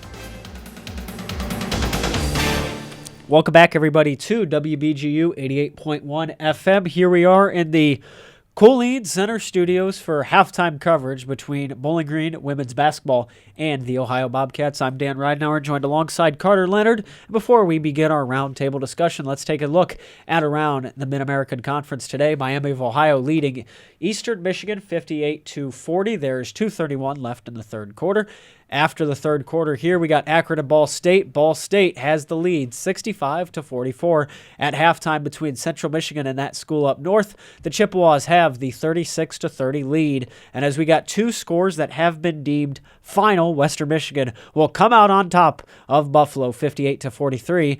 And the University of Massachusetts Minutewomen will defeat the Kent State Golden Flashes by a final score of 66-56. As here, we got Bowling Green and OU 30-20 at halftime. But Carter, you look at the back standings, you look at what this game means for not just Bowling Green, but OU as well, with Bowling Green having 3 games remaining in the regular season before they take the trip to Cleveland. Yeah, definitely. And like I mentioned numerous times throughout this, whenever we've been on breaker, whether it's pregame, halftime, these are the moments where you really have to play your best basketball. And I think Fred Schmiel has definitely has been trying to relay that message to his group, and as well as Ohio as well. You have to, play your best basketball throughout all 4 quarters, throughout all 40 minutes of the game, and we'll see where the cards fall. But Fred Schmiel, he really said this well after when I was in the press conference for the Western Michigan game. Obviously, that was 2 games ago, but one thing that really stuck out to me was the quote of, "We can only control what we can control, and we'll just let the chips fall wherever they may." Obviously, not the exact quote, but that's the exact message that he was trying to convey to, the media as a whole, is the fact that you control your own destiny of how you could get to the tournament. And you can't worry about, what if Massachusetts falls to a team like Western Michigan? You can't worry about that sort of thing. So I think Fred Schmiel has definitely done a good job of relaying that message to his team. And we'll see what happens the second half, but they cannot let their foot off the gas in this game as they lead by 10. Exactly. And before we get a little bit more in depth, let's pause just for a second for station identification. You are listening to Falcon Media Sports Network coverage on WBGU 88.1 FM in Bowling Green, Ohio. And as I was saying, absolutely, Carter, you got to kind of look at the situation going around and also realize, too, Bowling Green right now has 2 games remaining in the regular season in Central Michigan, and then they finished the year off at home against Northern Illinois. And then, a little bit more in depth as well with Ohio with the Bobcat side of things. They're going to Ball State, going to Ypsilanti for Eastern Michigan, and then they finish at home versus Miami of Ohio, which if you look at Miami, they're the top dog for this team, and they're really the kind of forerunners right now for the MAC. Where have we heard that one before? I think on the men's side, if you will. But yeah, obviously, when you face a stretch like that where there's going to be difficult opponents, it really makes things exciting to see how things will shake up, what the seeding is going to look like. But at the end of the day, you have to approach every game, with that same intensity, that same mindset, and try your best and, see what results fall when all 4 quarters are done. And I think that's really the message from both sides of the team, because while I agree with the idea that Ohio is in a little bit of a safer situation than Bowling Green, because overall you'd rather be 5th and 8th right now. I wouldn't say it's the most comfortable position that you could possibly be in, because if Bowling Green does hold off Ohio here and they come away with the win tonight, someone's moving up inside that top 5. I mean, you definitely could see that too, and then you kind of look as well with the way the chips are falling right now for Bowling Green. I mean, that school up north is trailing right now. You look against them with Central Michigan, how they're going right now. You look at Kent State as of now, they just lost to UMass. So both those two schools, the Northwest and then the Northeast, if you will, fall behind. Bowling Green could get an advantage up here and then just be neck and neck with OU. And then even too, OU loses tonight and Bowling Green wins out, then you're sitting in that 5th spot. It's possible, and I think part of it's a long shot, but it's definitely possible, Carter, for Bowling Green to move up drastically before the end of the year. All you can really do is just take it one game at a time, and I think that's just really the mindset that you really got to have. I definitely, too. You got to just take it one game at a time, take your steps in, just realize what's ahead. And I guess, too, part of it's just the best is yet to come, as Fred Shamil kind of has that chip on his shoulder, if you will, of getting to the MAC tournament. He's able to do that, but actually winning in the MAC tournament's been difficult for Bowling Green lately. So really just get that chip off his shoulder, if you will, and try to win the first round game, which if you get that higher seed and makes it that much more likely. Yeah, absolutely. I think one of the last few points I want to make before we eventually move on is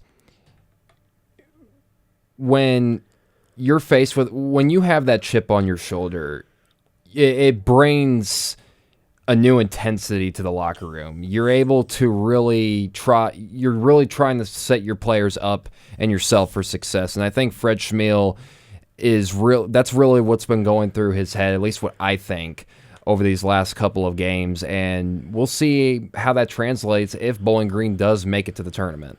And that's going to be all the time we have for now. So thank you so much for tuning in for this halftime report for women's basketball coverage. We got Lucas Kleinmeyer at the Convocation Center, so we're going to send it to him right now. This has been women's basketball coverage for the halftime report on WBGU 88.1 FM. Lucas, how's it going out there? Well, that was quite the segue, Dan. I really appreciate that. Thanks, Dan. Thanks, Carter. It's going pretty good. Now both teams back on the floor. We got 15 seconds left here on the clock before the start of the third quarter. Bowling Green 30, Ohio 20. Falcons up by 10. And you guys talked about it a little bit there at halftime report, but this can be pretty much summarized by not the best shooting for both these teams. Bowling Green 34%, 11 for 32, and 4 for 15 from 3. Ohio 20%, 6 for 30, and 4 for 18 from 3. We'll see if both teams can find their, I would say shooting shoes, but you do have to shoot the basketball with your hands. So you could say shooting touch, say, in a way. But regardless, you know what I'm trying to say. Let's see if both teams can pick it up offensively. The start here in the third quarter will be Bowling Green to start. They'll be going from right to left here on your radio dial. And Kohler will inbound this one to Kai Woods. Ohio will be going from left to right. Here's Woods, hand off here to Donahue, double team, fires it into Ellis, open on the left wing is Paige Kohler for 3, that one a bit too strong. Ellis fighting for the rebound with McWar there, and Ellis put that one up, and it'll be Ohio ball, but Ellis there had 8 points and 6 rebounds in that first half, did well to fight through that one, and just couldn't finish.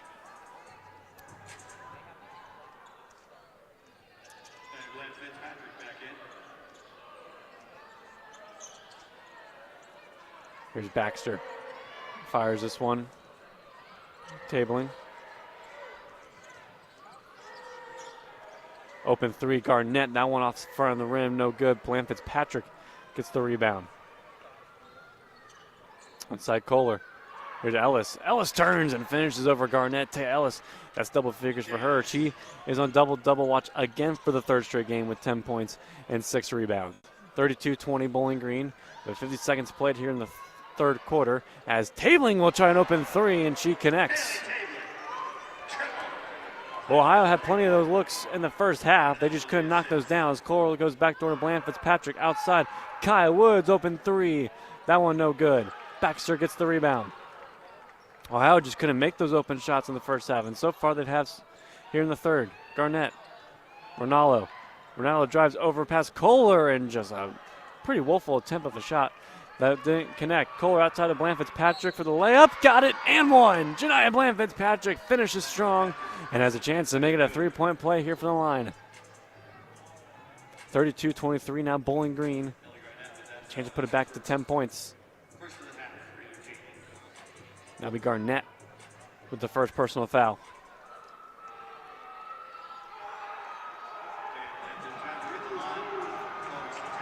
There's Janiyah Bland Fitzpatrick. That one off front iron, no good. So the lead remains at 9, 34-23. Garnett.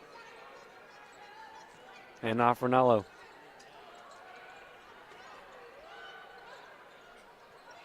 Ronaldo, Garnett. Tries by on Donahue, and Garnett falls heavy. And they're going to get Donahue again. And we'll see which one this is going to be. This might be the third, but and it looks like they're actually getting this one on Taya Ellis, which is our first one. Much better. Donahue looked like she was a guilty party in it. Looked a little confused that it was actually on Taya Ellis. But regardless, it is on Ellis. It's her first. If it was on Donahue, it would have been her third.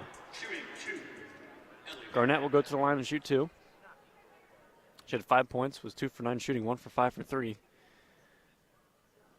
That first one off front iron and no good.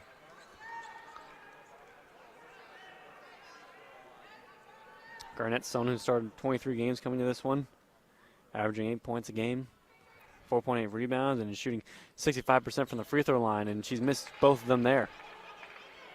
So still 34-23, and it's just not been Ohio's night shooting thus far. There's Kaya Woods. Kohler. Gives it right back to Woods. Here's Woods. Hand off Donahue. Fires at Kohler. Inside Ellis. Ellis gets it back out. Jasmine Fern for open three in the corner. Bit too strong. Ellis fine for the rebound. Gets it over two Bobcats. Puts that one up no good. And Ronaldo last touched off. And it'll still be Falcon ball. Taya Ellis has been a monster on the boards. 10 points, 8 rebounds, and she is 2 rebounds away from a double-double for the third straight game. Feeds inside, Jasmine Fern. Fern pump fakes, puts up the left hand a little bit short there. And it's going to be Falcon ball again. Garnett had it, and then just lost it out of her hands. So 7:43 left to play in the third, 34-23 Falcons. It'll still be BG ball. Kohler. And to Donahue. Gives it back to Kohler.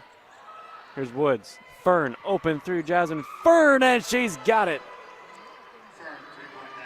She was left open in the left wing, and Bowling Green up by 14, 37-23. Ronaldo feeds it back out. Garnett, that's going to be a deep two, and indeed it will.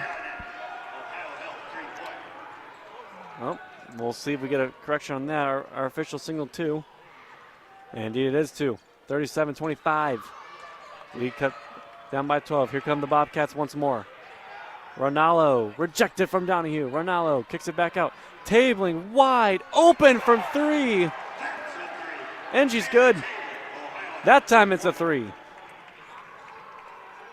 37-28. And lead back to single digits once again.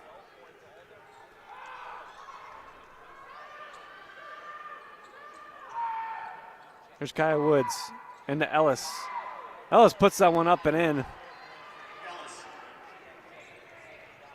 12 points for her. 39-28 in Tabling. Fires on one and it's given right back over, and Kohler comes away with it. Kohler out the Fern. Kohler gets it back. Open three. That's all the way off the mark to the right.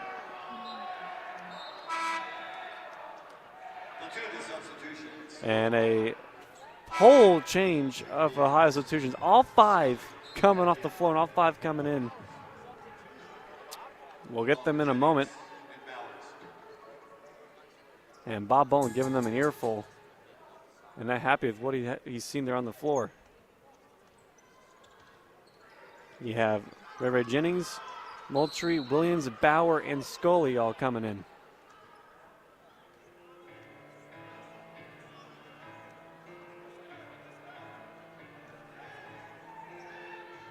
Moultrie will inbound, 39-28, still Bowling Green up by 11. A couple changes coming in as well for Bowling Green. Kai Woods was back in the fray, so is Bland Fitzpatrick. No foul called. Here's Scully. Scully into Moultrie. 6 minutes left here in the third. Down to 5. That one a bit short. Rebound here from Donahue. Here comes Donahue. Kohler will lock and load a 3 from right in front of the bench, and she overshot that one again. Cecil coming for Woods. Falcon lead still 11, but Ohio's still hanging around. The Falcons have won this quarter so far, 9-8.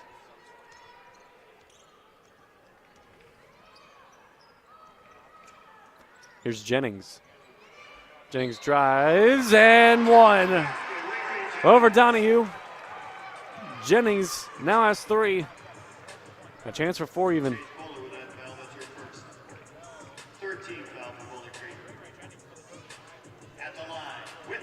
So Jennings will go to the line now, 39-30.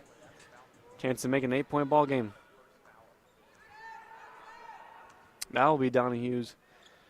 Well, again, they'll reward this time to Kohler.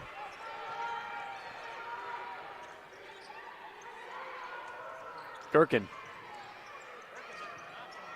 Good feed inside Bland Fitzpatrick. Bland Fitzpatrick drives, and they'll get an offensive foul.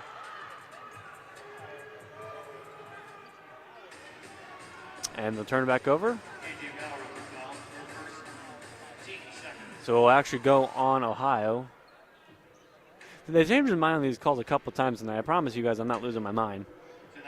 So the Giants, Bland Fitzpatrick will now go to the free throw line, and Bauer will get tackled the first personal foul. Bland Fitzpatrick's first, and that one no good. You can maybe credit the distracted Bobcat behind the basket doing jumping jacks. He pointed and laughed at her after she missed. I don't think that was necessary, but regardless, the second one is up and no good from Bland Fitzpatrick. So an 0 for 2 trip there from the line as Ohio comes back the other way. Long outlet pass. That one is tipped in the air and stolen away from Bland Fitzpatrick. So she makes it there for 2 missed free throws. Donahue. Cecil. She'll try 3. Emily Cecil off to the left side of the rim into the hands of Bauer. Here's Bauer gaining her jersey tug there from Bland Fitzpatrick. Still with it, this time Scully. Open, Moultrie for 3. That one no good, bit strong, and Donahue and Bland Fitzpatrick miscommunication. Can he keep that one in play? And Fred Tremillo pretty frustrated. As Leah Harrison will come in. And regardless, that's going to lead to our third immediate timeout with 4:51 left to play here. Ohio coming back, but Bowling Green still up by 9. 39-30 is the score. This timeout once again sponsored by Juniper Brewing Company, located 145 South Main Street in downtown Bowling Green, serving coffee, craft beer, breakfast, lunch, and dinner. See this menu by visiting juniperbrew.com. We'll take it with them. Bowling Green by 9 here on WBGU 88.1 FM. Hi, this is Christina Ricci with RAIN. Every 2 minutes, another American is sexually assaulted. If you or someone you know has been sexually assaulted, you are not alone. Help is just a call or click away through the National Sexual Assault Hotline. Please call 1-800-656-HOPE, that's HOPE, or visit rain.org, that's RAINN.org.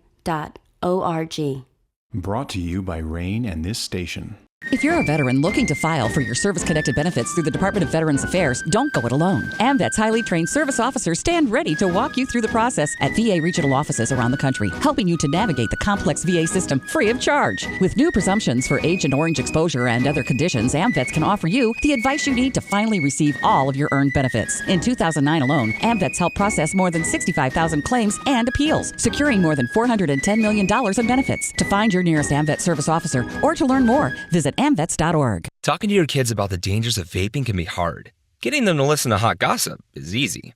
So here's some drama you could share with your kid. Dude, did you hear about Cassie and Jake? No, but did you hear that vaping can cause irreversible lung damage and nicotine affects brain development? Nuh-uh. You don't need to gossip if you want to have an open conversation about vaping. So if you want to get tips on when and how to talk to your kids, visit talkaboutvaping.org. Brought to you by the American Lung Association and the Ad Council. You are listening to Falcon Media Sports Network coverage live on 88.1 FM and streaming on bgfalconmedia.com. 39-30 is the score. Bowling Green over Ohio. Don't Stop the Party by Pitbull is being played right now, and seeing Bobcat fans trying to show off their best dance moves, including the mascot. It's been a weird one. Not the best offensive game for both teams. Bowling Green 33%, Ohio 25%. Both teams shooting under 30% from three. Bowling Green 5 for 23, Ohio 6 for 22. Yet Ohio still hanging around by 9, but a lot of sloppy turnovers. Just some plays that haven't come to fruition for both Bowling Green or Ohio. Just passes that gone out of bounds, players being where they're not supposed to be. But regardless, Bowling Green has led the entirety of this game, almost 25 minutes. And again, if they can come away, this is a win over a MAC team that has been above them in the standings. And they haven't done that all season, besides Kent State, if you consider that. That was the opening MAC game of the season, all the way back in December of technically last season, but obviously this year, but December of 2025, where they beat Kent State at home to open up MAC play. They haven't beaten anyone besides Kent or Toledo, apologies there, that have been above them in the standings. So this would be huge for them to get their third win over a team that is quote-unquote above them in the standings. It would also give them back to 8-8 in MAC play as Cecil gets packed there with their second personal foul. Inbound pass, here Monica Williams. Jennings drives inside over Donahue and got the finish. And the lead cut down to 7, 39-32. Here's Kohler, dribbles right wing, hand off Donahue. Layla Harrison is in for Bowling Green, and she's playing the 5 right now. Gherkin feeds inside of Harrison. Harrison spins, looking to create her own shot. Outside Gherkin. Cecil, Donahue. Donahue looking for Cecil, and it's out of bounds. And it will be Falcon, still Falcon ball.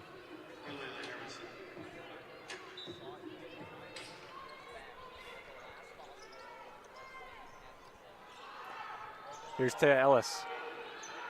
On the inbound, Ellis, shot clock winding down, and that's a long mid jumper, no good.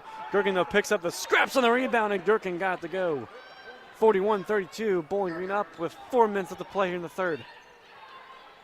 As Ellis comes in for Harrison. Jennings, that's an open 3. That one's a bit too strong. Cecil gets the rebound. Here's Donahue. Drives past a couple Bobcats and count it! Oh, what a basket from Donahue. High arcing, got to bounce off the rim and it to fall. And number 3 has a chance to make it a 3-point play for Bowling Green. That foul's going to be on Monica Williams. And Donahue can make this a 12-point Falcon lead. And she does. Not been an offensive game, Donahue, so far. Just 4 points for her. 44-32, Falcons up by 12 with 3:40 left here in the third quarter in the Convocation Center in Athens, Ohio. Cecil guarding Jennings. Jennings spins, thought about a shot. Out in the corner is Scully for 3. That one just a bit off the mark and rebounded from Donahue. Donahue, will she take it herself? Pulls up, Gherkin open 3 from top of the key, and that one almost went in. But instead it's rebounded and held in here from Williams. Monica Williams, and that one just was lost. And goes right into the hands of Gherkin. It's another turnover for Ohio. Here comes Donahue, Cecil. And a corner, here's Kohler. Donahue fires all the way to the left wing. Gherkin fires inside. Mid-range jumper, that one a bit off to the mark. Under 3 minutes to go here. Bowling Green still up by 12. Ohio drives. And they can't get that one to go. It would be an offensive foul on Ohio regardless.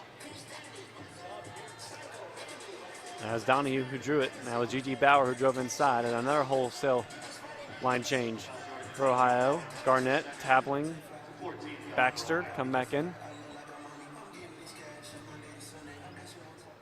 Gherkin comes out as well, and Janet Fern is back in. So Cecil, Fern, Ellis, Kohler, and Donahue on the floor for Bowling Green.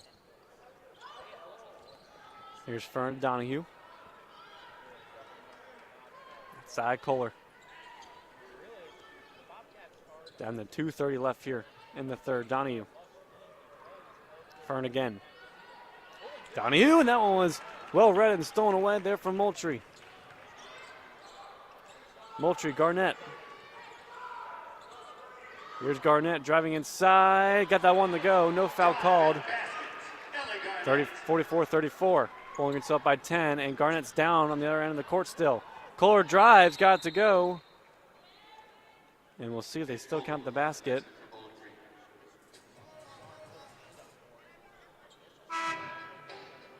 And Garnett now off the head off as Scully will come back in. And Garnett, they're now taking her right shoe off. And might have landed weird. As Kohler now will get a breather, which will come out for Kyle Woods. So count the basket, 46-34. Falcons still up by 12.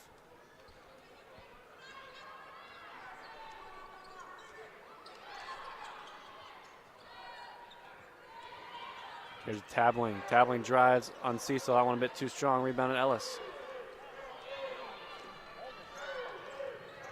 Here's Donahue. Woods. Cecil top of the key. Woods dribbles, looking for a kick-out option. Instead gets to Bland Fitzpatrick, has that one knocked away and stolen away. Here's Tabling on the fast break. Donahue chasing from behind. Tabling putting up. Cecil got the rejection. And Bland Fitzpatrick kind of just two-handed shoved Moultrie there in the back, and I do believe it's going to be on Bland Fitzpatrick.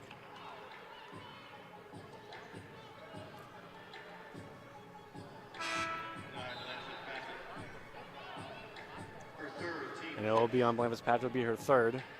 So we have free throws coming up here for Moultrie. Ohio 4 for 9 as a team this game from the charity stripe. Here's Moultrie's first. And make it 4 for 10 as a team. Moultrie now 1 for 3 individually. 46-34 Bowling Green, a minute 32 left here. They've led this entire game as that second one is good. 46-35. There's Woods. Woods gets up the court. Woods looking for an option. Still Kai Woods. Floats it over. Ellis. Hand off Donahue.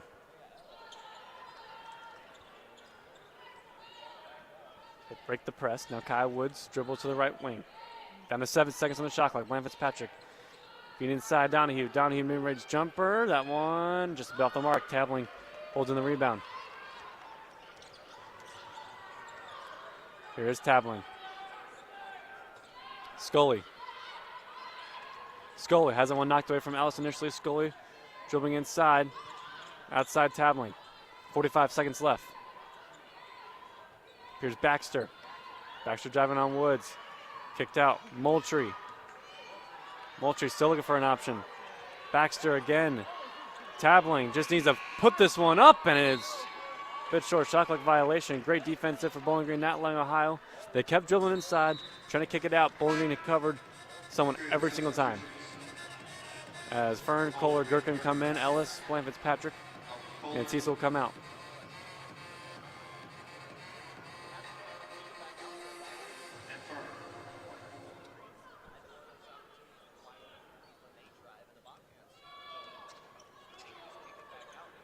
Here's Donahue. Donahue and Woods had that one loss. And Kyle Woods just kind of frustration foul and tabling.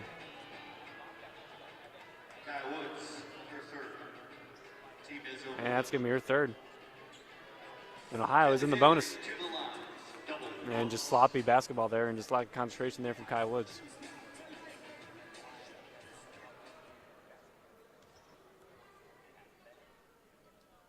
First one from Tabling is good. 46-36, and he can cut down the single digits once again with this one. Tabling 13.8 points per game, leading the Bobcats coming into this one, starting every single game.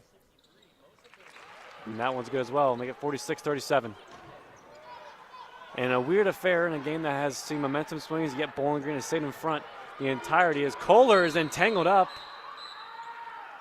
And a timeout quickly taken for Fred Shamil as Kohler's in trouble. We'll have 15.5 seconds left. This timeout is sponsored by Juniper Brewing Company, located 145 South Main Street in downtown Bowling Green, serving coffee, craft beer, breakfast, lunch, and dinner. See this menu by visiting juniperbrew.com. This will just, well, they said 30-second timeout. Now it'll be a full timeout. So we'll take a quick step aside here with 15.5 seconds left here in the third quarter here on WBGU 88.1 FM.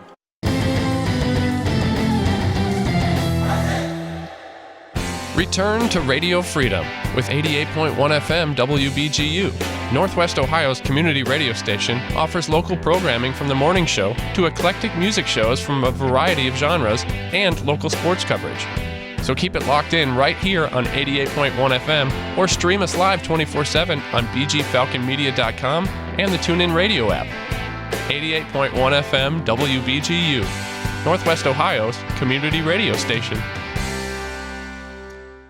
BG Authors is a campus organization dedicated to highlighting authors connected to the university.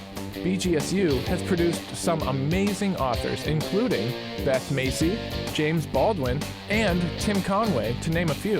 Visit bgauthors.com and subscribe to the blog that regularly updates on new releases, classics, non-BGSU authors, and other features such as book versus movie. That's BG Authors at bgauthors.com. Check out bgfalconmedia.com for previews, recaps, photos, videos, and more of the Falcons.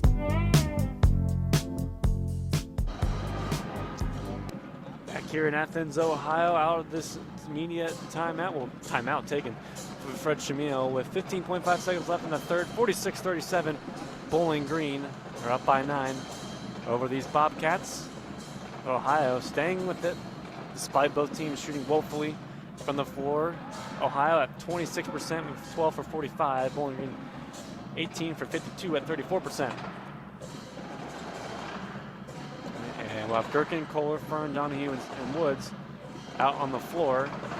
And both teams are on the floor, and we still have all the cheerleaders out on the floor. And now they're running off the court. That would have been pretty funny. They're about to inbound, and they realized they were still there. Now we're ready to come back on our way.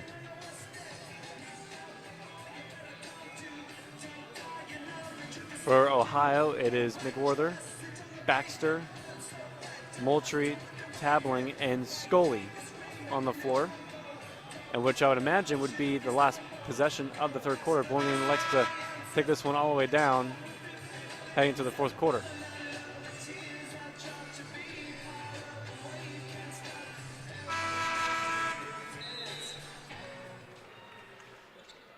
Here's Gherkin looking for an option, gets it into Kyle Woods. Woods hand off to Kohler. Here's Kohler, Fern, Gherkin outside Fern, open three taken, that one no good, rebounding in for Tabling. We'll just have to heave this one, and it's not close. And that's how this third quarter comes to close. Bowling Green lead has cut down to single digits. We'll see if Ohio has a comeback in, and we'll see if Bowling Green can get a huge victory and their third straight win in a row. 46-37, Bowling Green up by 9 here as we head into the fourth quarter. Listen to BJ's Women's Basketball and the Ohio Bobcats here on WBGU 88.1 FM.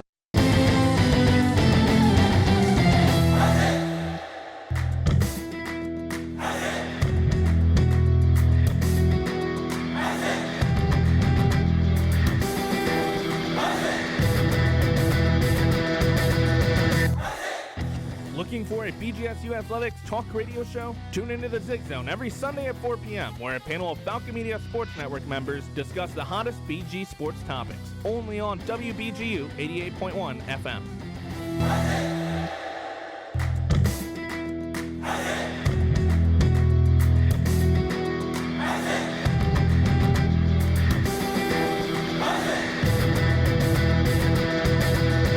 Ever heard of Falcon Media Sports Network's broadcasts on Falcon Radio or WBGU 88.1 FM but don't know where to listen? Well, set down the radio, pick up your phone, and go to bgfalconmedia.com and scroll to the bottom of the page to stream Falcon Radio and WBGU 88.1 FM for all broadcasts.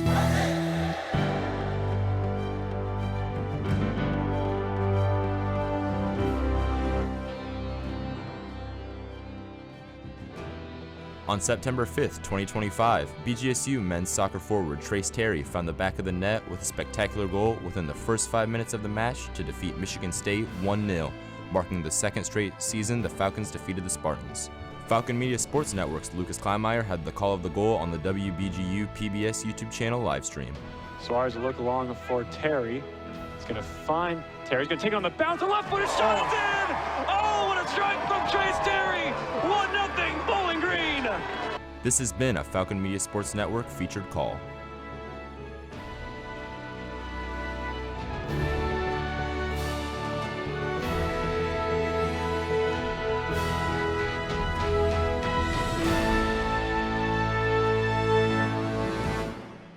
You are listening to Falcon basketball coverage live on WBGU 88.1 FM.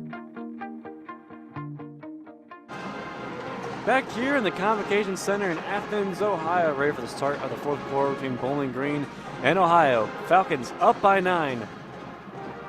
46-37, both teams back onto the floor. It's Gherkin, Fern, Donahue, Woods, and Kohler for the Falcons. It's Garnett, McWhorter, Moultrie, Tavlin, and Baxter for Ohio, and Garnett seems to be okay after suffering that what looked like to be an injury in the third quarter. Might have landed a little bit wrong there on her foot. Here's Woods.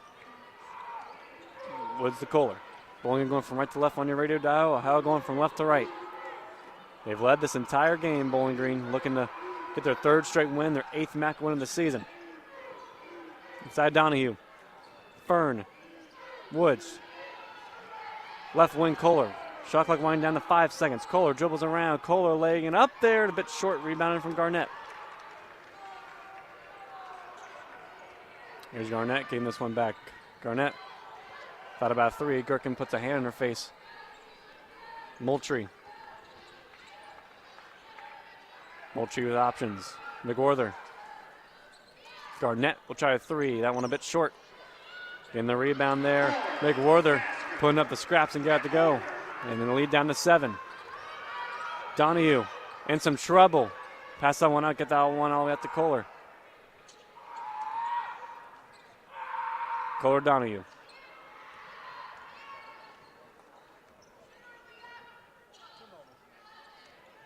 There's Kohler. Looking for Donahue. Then gets the pass. Gherkin looking for it. It's poked away from Baxter in the hands of Tabling. Tabling. Pump fakes. Step back 3. And that one was a bit short and kind of interesting shot selection there. In regards to Ellis will come in for Fern.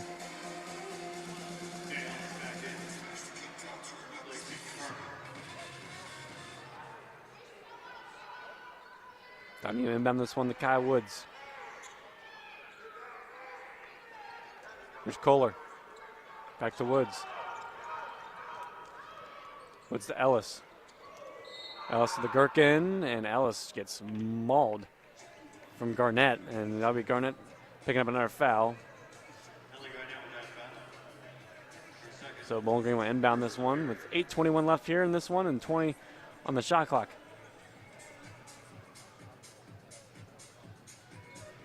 Good one. Kohler to Gherkin. Kohler, that's a deep 3. That one a bit short. Ellis jumping for the rebound, and they're going to get an offensive foul.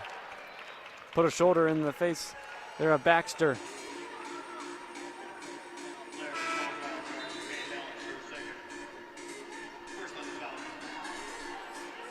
And for Taya Ellis, that's going to be her fourth turnover. And her second personal foul. So Bowling Green by 7, 46-59. 8:08 left to play here in this one. Garnett, that's going to be a three. That one was a bit off to the left. And went right to the hands there of Kohler. Kohler and the Gherkin. That's a corner three for her. A little bit too strong. Tabling in the rebound. Poked away initially from Ellis, and Tabling gets it right back. Tabling and a McWarther. And they're going to get Kai Woods, I believe. Thought she got her feet set in time, but that'll be her fourth personal foul. So Kai Woods has 1 point. And now have to come out. And Jasmine Fern will come in.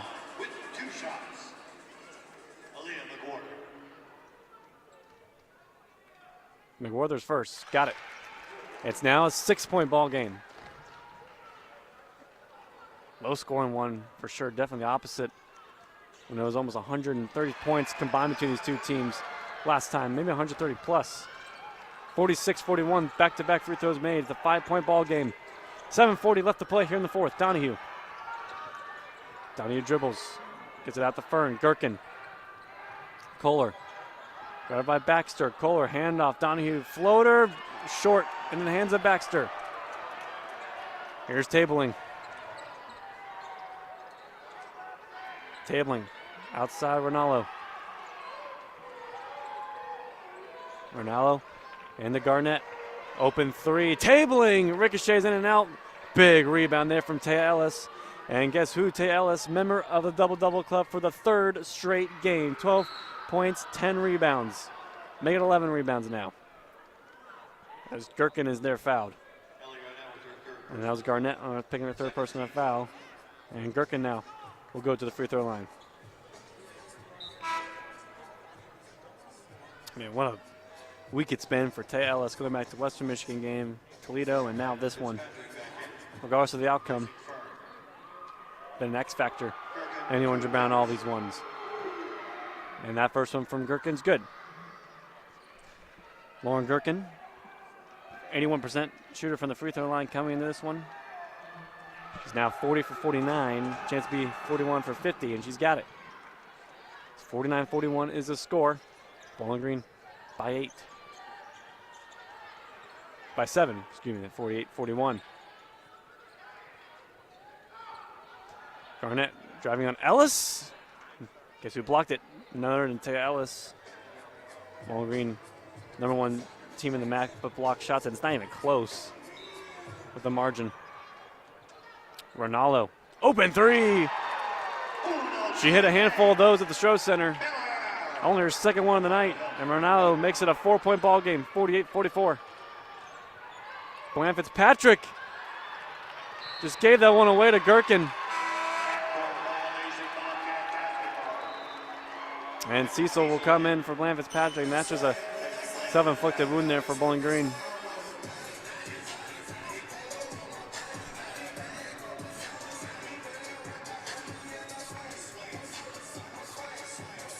So 6:36, plenty of time left to be played. Seems like this one's going to come down to the wire, though. Ronaldo and the Baxter. McWarther got sandwiched between Gherkin and Donahue, and the turnover. Clore picks it back up. Gherkin, open three for Gherkin. That one a bit too strong. Baxter gets the rebound. Baxter's been huge coming in. That's her fourth rebound. Allows come here in the fourth. Tabling on Cecil. Tabling, that one no good. Gets her on rebound, and she's fouled. And I do believe this will be on Cecil. And it will be her third. And Tabling's got, do believe, a couple attempts at the free throw line coming up. And they don't. Never mind. Bob Bolden was signaling what's the call. Is it free throws or inbound? So we'll inbound. Tabling from the right side underneath the basket. Donahue just swats that one right into the bench. That was intended for Garnett.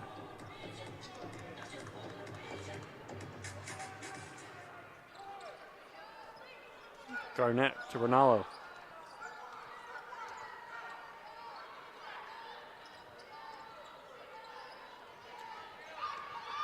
Tabling spins, and that one no good. And rebound again from Ellis. That's her 12th rebound of the game.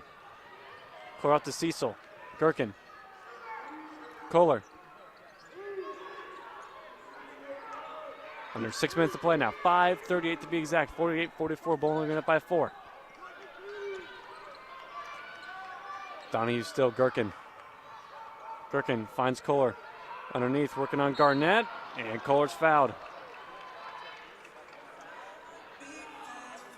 Garnett thought she blocked.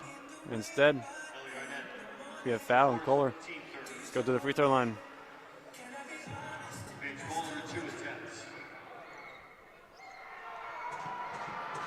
Kohler's first is good.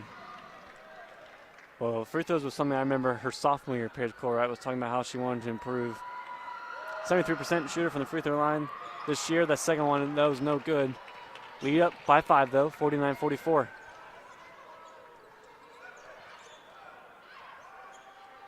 Ronaldo on Cecil. McWhorter. McWhorter still, this time on Gherkin. Driving inside on Gherkin. Pushed her out of the way. It's down by 3 now. 49-46. 5 minutes left. Our next stop is to be an immediate timeout. Kohler into Ellis. Gherkin.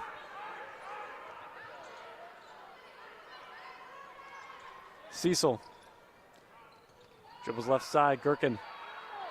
Hand off to Kohler. That one knocked away. We're now trying to pick up the scraps there. Loose ball.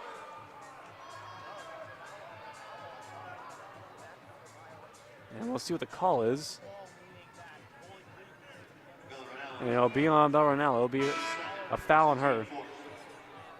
Both teams collide for the foul. And that will lead us to our 4th and final immediate timeout. Ohio is climbing back. Bowling Green trying to protect this lead. It's down to just a 3-point ball game, 49-46, with 4:44 left remaining here in Athens, Ohio.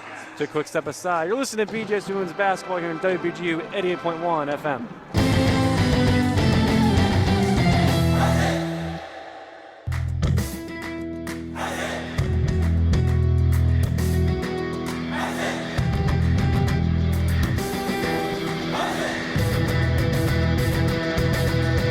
Ever heard of Falcon Media Sports Network's broadcasts on Falcon Radio or WBGU 88.1 FM but don't know where to listen? Well, set down the radio, pick up your phone, and go to bgfalconmedia.com and scroll to the bottom of the page to stream Falcon Radio and WBGU 88.1 FM for all broadcasts.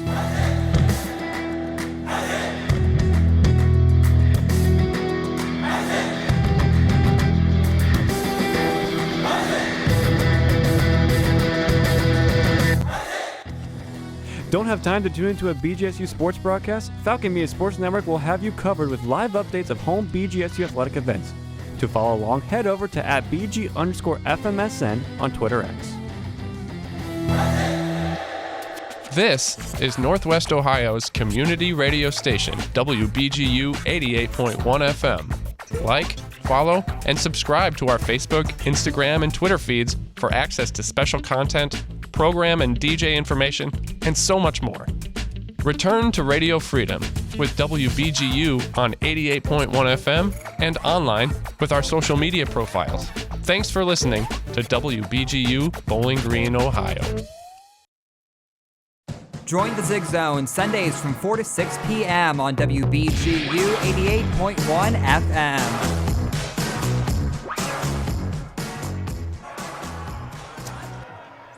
So 4:44 left here in this one. 49-46, Bowling Green by 3. And they've left for the entirety of this game.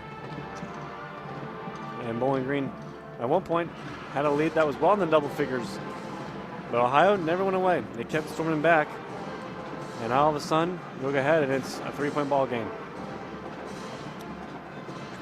We'll take a moment here to recap what's happened in BGSU Athletics today. We had our first baseball broadcast for Falcon Media Sports Network on Falcon Radio. The baseball team falling to Cincinnati 11-1 earlier today at UC Baseball Stadium.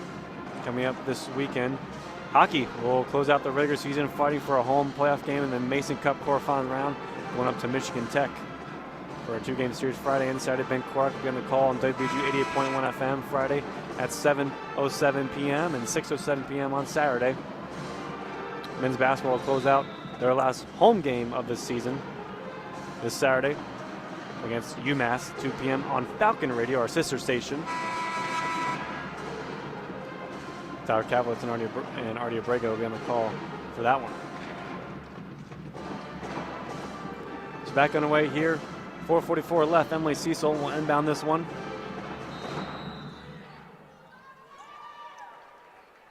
Cecil will give this one to Kohler.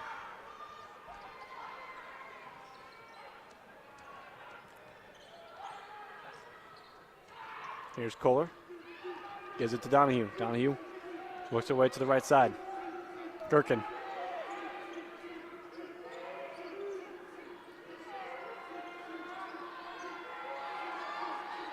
Donahue top of the key guard from Ronaldo. Shot clock down to 5 now. Down to 3. Donahue jits by. Kohler. 1 second left. Kohler as the buzzer expires. No good. Right into the hands there of Jennings. And Cecil fighting for that jump ball. We'll see who it is. Jump ball arrow will favor Ohio. Cecil came in there late.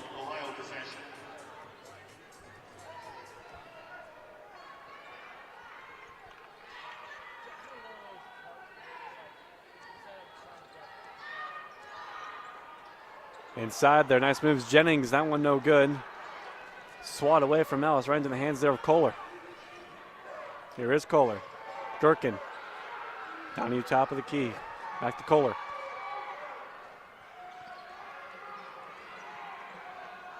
Kohler works with it. Kick ball there from the Bobcats. That was on McWhorter.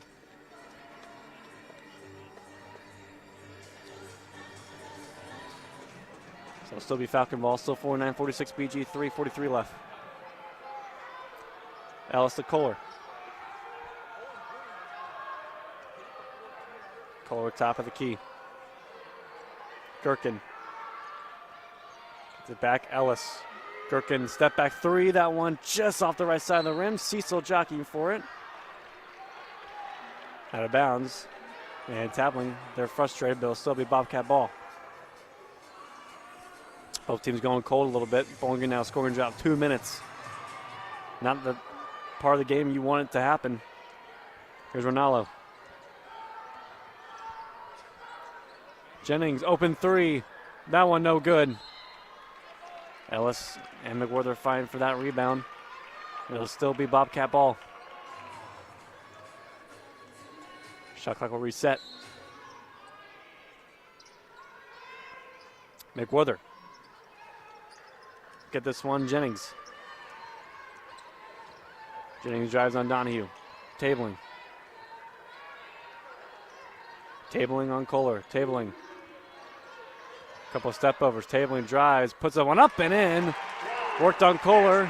And the lead is down to 1 point. 49-48. Falcons by 1. Under 3 minutes to play.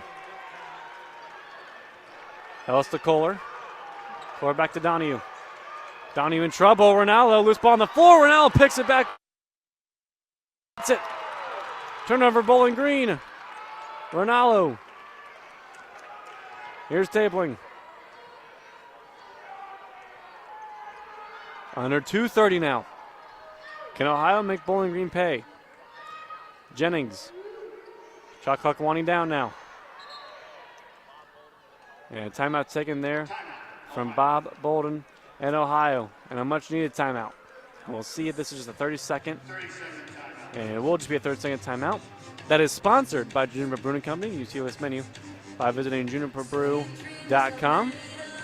We'll stay right here. Bowling Green and Ohio. A turn there from Donahue and a timeout taken there for Bowling. They're trying to take the lead. It would be the first time all game with 2 minutes and 20 seconds left. And Ohio trying to get a win and trying to hand Bowling Green their 9th MAC loss of the year. But the Falcons are trying to close this one out. They held Ohio to just 8 points in the first, but then this fourth quarter, knowing they were down by just a handful, they've been outscored 11-3, Bowling Green, in the fourth quarter. 3 points and 7 minutes and 40 minutes of basketball. It's not a recipe for success. So we'll see what the Orange and Brown can do. Shot clock down to 6, Tabling. And the Jennings, and Cecil fouls Jennings. And for Cecil, I'll be her third. So now shot clock will reset.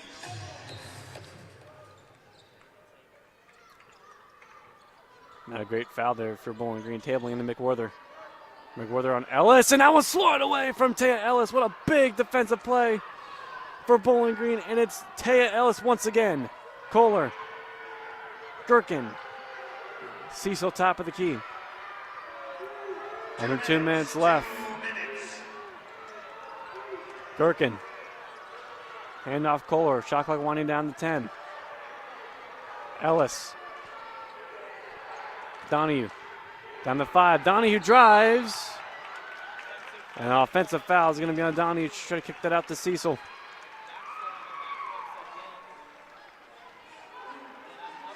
And that's going to be Donahue's second. And another empty possession there for Bowling Green as now Kira Miller will come in for Gherkin. So 1:46 left.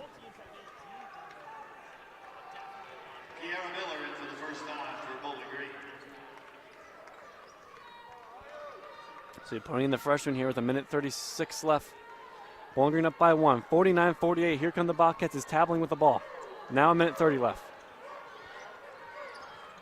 Tabling drives past Kohler. Tabling off glass and in. Ohio leads for the first time all game, and it's under 1:25 left. 50-49. Kohler to Donahue. Inside Donahue. And a whistle blown there, Ronaldo.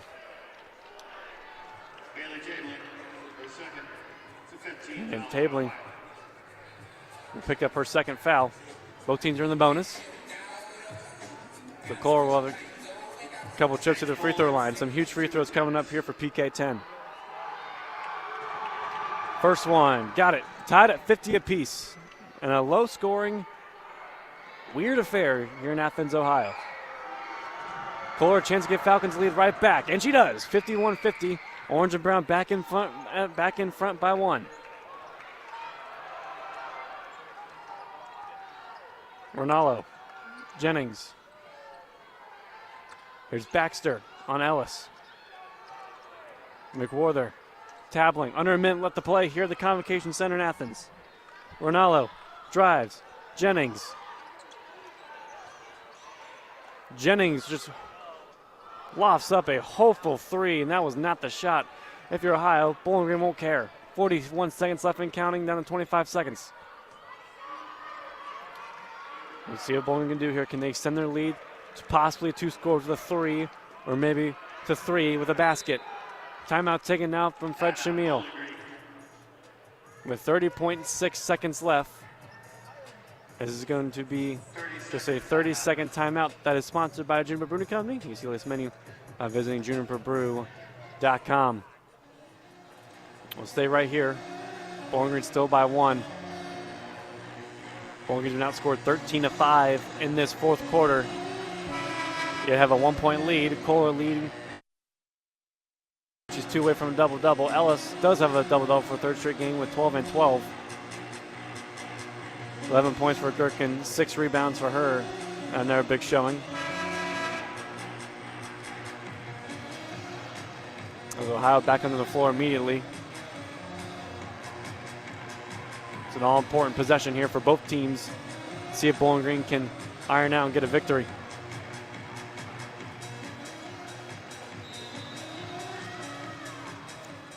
Here's Cecil. Inside Gherkin. Back to Cecil. It's loose ball on the ground. Timeout taken. Ohio ball. Oh my goodness. There's a miscommunication, and it was getting right back to Cecil. And the Bobcats will take over with 27 seconds left. Timeout taken, obviously, from Ohio, so both teams a chance to regroup. But now Bowling Green going to need a defensive stop. Wow. Once again, this timeout is sponsored by Juniper Brewing Company. I want to give thank you for them for being a sponsor for BGSU Women's Basketball for a third straight season. They've been a great supporter of all of our home and away broadcasts for BGSU Women's Basketball. UCLA's menu by visiting juniperbrew.com. It's Cecil, Donahue, Ellis, Kohler, and Kiera Miller on the floor. It's Baxter, Garnett, Ronaldo, McWhorter, and Tabling for Ohio. Does Bowling Green got a stop left in them? Let's see what Ohio likes to do here. Tabling into Ronaldo. Ronaldo guard for Miller. Shot clock is off. Ronaldo on Garnett. Garnett handoff Tabling. Tabling. Garnett thought about a three. Down to 11 seconds. Ronaldo drives. Miller poked it out from behind. Great defensive play there from the freshman. It's still Bobcat ball with 9.5 seconds left. And another timeout going to be taken from Bob Bolden. 30-second timeout. Once again, we'll stay right here. If it's a Bowling Green win, they'll go to 16-12 and 8-8 in MAC play. And they would put themselves in a very good position to jump either Kent State or Toledo for a possibly 7 seed. And if you win out, you can dream about the 6 seed. They still have Eastern Michigan to worry about on their heels, but all you got to do is win the games in front of you, and you'll be in the Cleveland in a couple weeks' time. And for Ohio, they would drop their second straight, and they would go to 9-6 in MAC play and 15-11 on the season.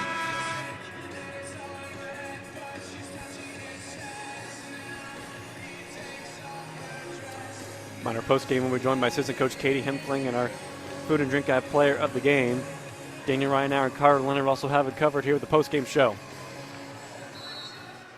Tabling will inbound. Tabling inbound to Garnett. Tabling gets it right back on Kohler. 5 seconds left. Tabling spins around Kohler. That one no good. Rebound in there from Taya Ellis. Kohler with the defense. Taya Ellis with the rebound. And Bowling Green all but likely might come away with this road win. They got a timeout taken, Shamil. This is going to be a full timeout, but a big miss. It was Kohler and Ellis underneath the basket there, working on Tabling, and they rolled around the rim and didn't drop. So with 2.3 seconds left in the game, Bowling Green's got a 1-point lead, 51-50 here in Athens. We'll take a quick step aside here. Listen to BGSU Women's Basketball here at WBGU 88.1 FM.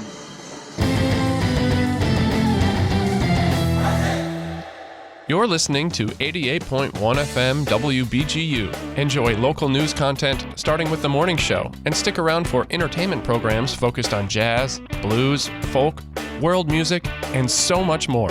Return to Radio Freedom with WBGU by listening live 24/7. Available locally on 88.1 FM or streaming online on bgfalconmedia.com and the TuneIn Radio app.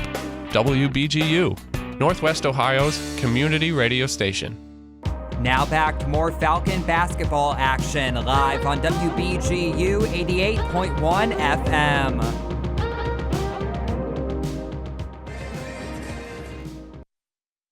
Layup from Bailey Tabling and a rebound from Ellis with 2.3 seconds left here in Athens, Ohio may be the difference. Bowling Green up by 51-50. Gherkin will inbound. Gherkin and the Donahue. And Donahue quickly fouled from Tabling with 1.6 seconds left.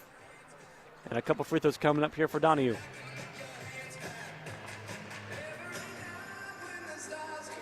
Bowling Green just 5 points in this fourth, but man, what a grind-out victory this would be. Donahue can make it as much as a 3-point lead, unless she elects to intentionally miss the second and potentially run out the last second. 1.6 second is to be left exactly. Donahue's first. No good. So I'll have a second attempt to make it 52-50 potentially.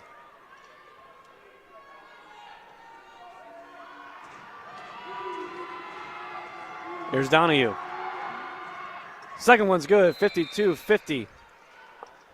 And the final timeout taken from head coach Bob Bolton. 52-50 is the score.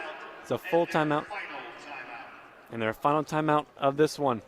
We'll stay right here. This timeout, final timeout, is sponsored by Juniper Brewing Company, UCLA's menu juniorbrute.com.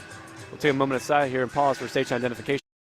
You are listening to Falcon Media Sports Network coverage on WBGU 88.1 FM in Bowling Green, Ohio. Back here in Athens, Bowling Green by 2. They have a second and a little bit more to seal this one and get a big victory. It'll only be their 5th road victory of the season. They're 4-8 on the road. They moved to 5-8. Reminder, make sure you stick around post-game for our BGSU Women's Basketball post-game show right here on WBGU 88.1 FM. Bowling Green does have one timeout left remaining. It's Donahue, Cecil, Miller, Kohler, and Ellis. It'll be Ohio ball to inbound off this timeout with a 1.6 second left. Does Ohio have a miracle in them? Or we have overtime basketball on the horizon? Or does Bowling Green come away victorious? 1.6 seconds is a lot in basketball. So we'll see.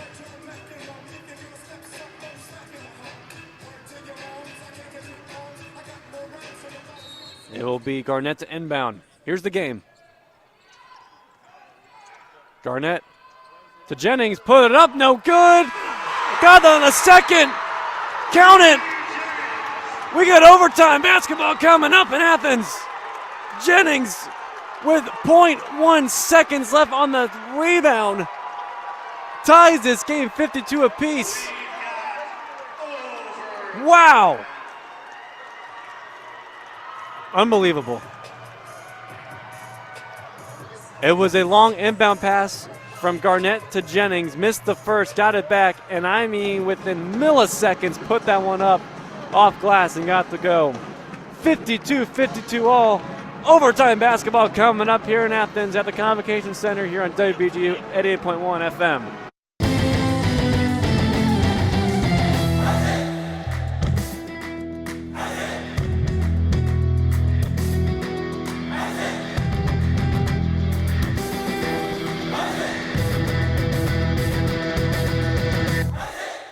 Looking for a BGSU Athletics talk radio show? Tune into the Zig Zone every Sunday at 4 p.m., where a panel of Falcon Media Sports Network members discuss the hottest BG sports topics. Only on WBGU 88.1 FM.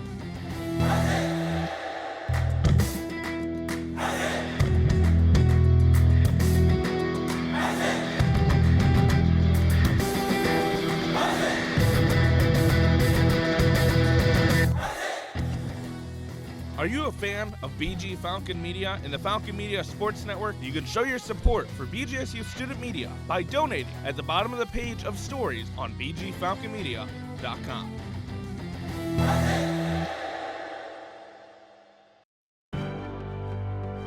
WBGU-FM is Northwest Ohio's community radio station. Tune in daily for local programming that includes the morning show, oldies, indie rock, children's music, folk, jazz, world music, and so much more. WBGU is the return to radio freedom. Give us a listen on 88.1 FM or online at bgfalconmedia.com and the TuneIn Radio app. 88.1 FM WBGU, Northwest Ohio's community radio station. After this game wraps up, more coverage continues online at bgfalconmedia.com. Overtime basketball here in Athens. Bowling Green 52, Ohio 52, a buzzer beater from Jennings off her own miss. So we have 5 minutes here in this overtime period. Ohio put a double overtime game just this past Saturday against Akron, last Wednesday, when they ended up losing 108 to 105. This has been a lot less scoring, just 52 all for both these teams.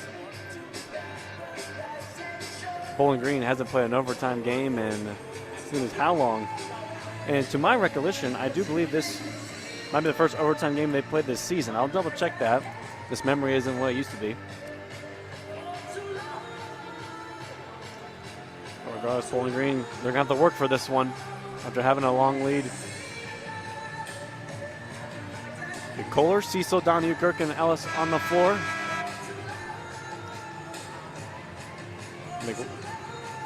Ronaldo, Tabling, Jennings, Baxter, and Garnett.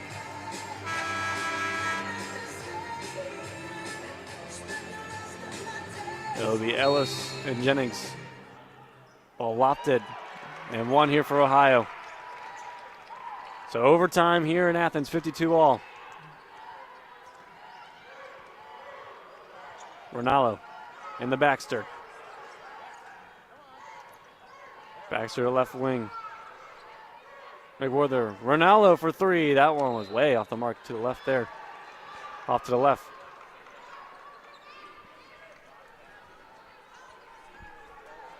So turnover. So an empty possession there to start overtime. Bowling Green comes back the other way. Kohler to Donahue. Kohler dribbles right. Kohler.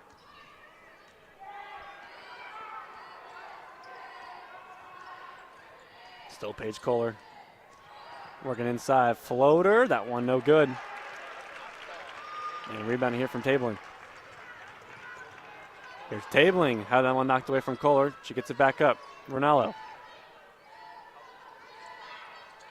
So tied 52 apiece. Jennings.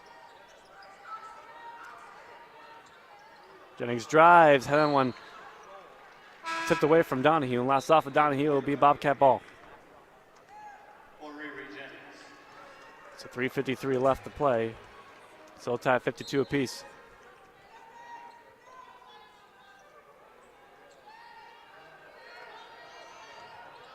Inbound Garnett. Tabling for three. Short. And they're going to get a foul on Cecil. The ball was going out of bounds to the play. And Cecil just had off the ball foul. And that's going to be her fifth. And even really Cecil should have fouled out. First of the overtime period. And she'll be unhappy with the call.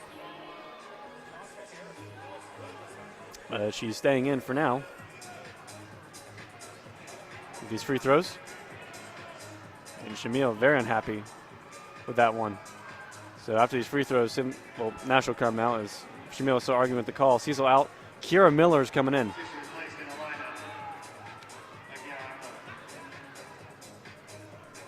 So Cecil's night is done. No points for her. More defensive role tonight, and one of her main roles all season. So free throws coming up for Ohio with 3:47 left in this one. Ohio in the double bonus. Ronaldo. That first one's good. Ohio with the lead now, 53-52.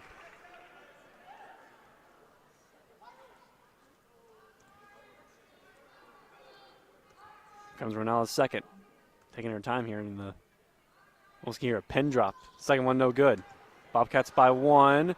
Baxter trying to keep that one in play and can't do so. Falcon ball.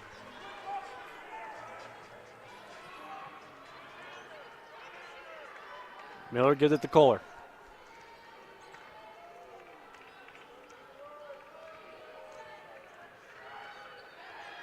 Kohler works her way right wing, guard from Kohler. Now Gherkin. Kohler with the three that was overshot. Ellis keeps that one in play and dives right into the marching band. And empty possession once again for the Orange and Brown.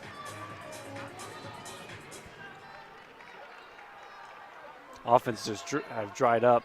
19 points in the first, 11 in the second, 16 in the third, 6 in the fourth for Bowling Green. Big drop off. I mean, it hasn't been any better. 53-52. Bobcats lead and they have the ball. Tabling. Garnett, deep three. Garnett, in and out. Miller gets beat to that rebound there from Ronaldo.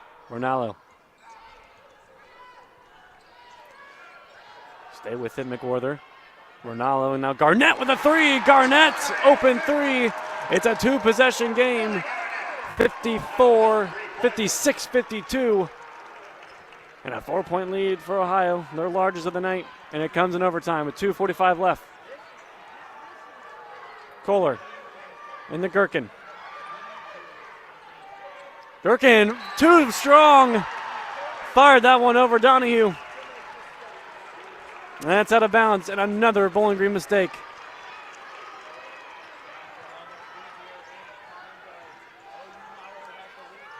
Ronaldo. Baxter. McWarther. Gardner and Tabling. And now McWarther on Donahue. Put her shoulder in her. No good. Ellis gets the rebound. Here comes Donahue. Driving inside. Donahue drives. And they'll get the foul on Ronaldo. And Donahue's slow to get up.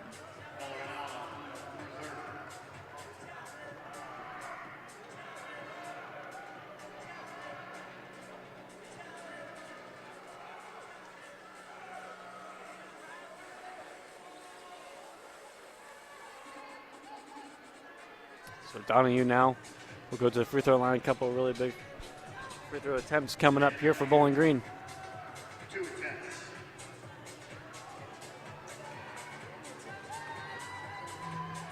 Donahue just 5 points on the night, 6 rebounds, 3 assists as well.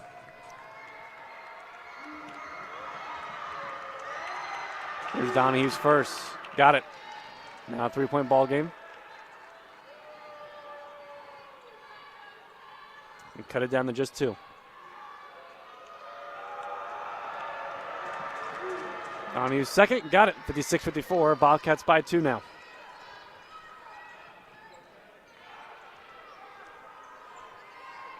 .205 left here in overtime here in Athens.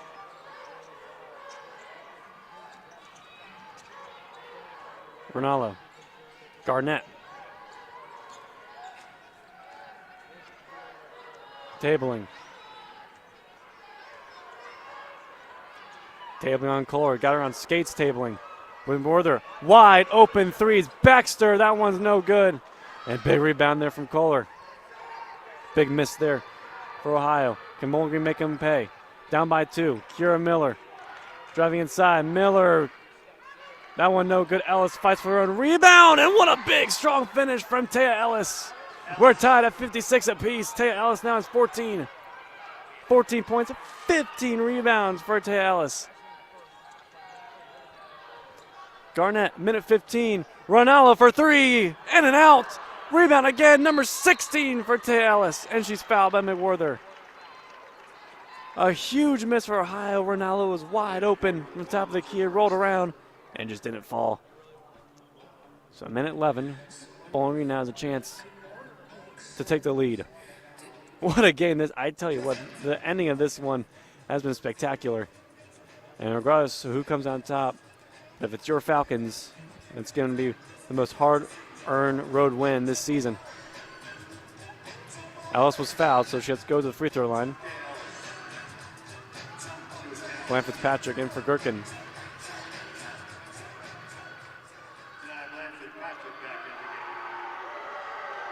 Here's Ellis. Her first one is good.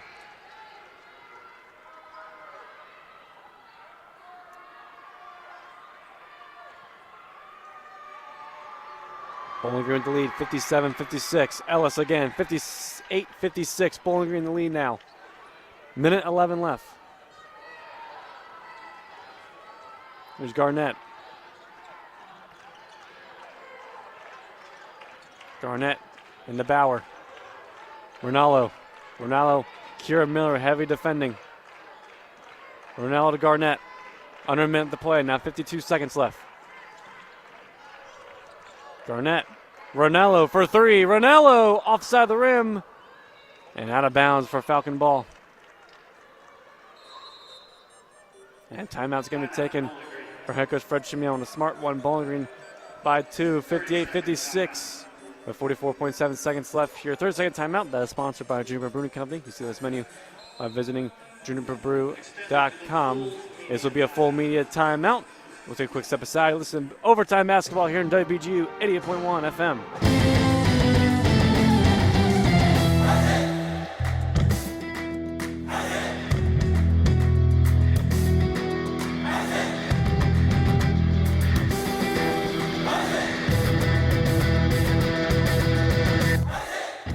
Looking for a BGSU Athletics talk radio show? Tune into the Zig Zone every Sunday at 4 p.m., where a panel of Falcon Media Sports Network members discuss the hottest BG sports topics. Only on WBGU 88.1 FM.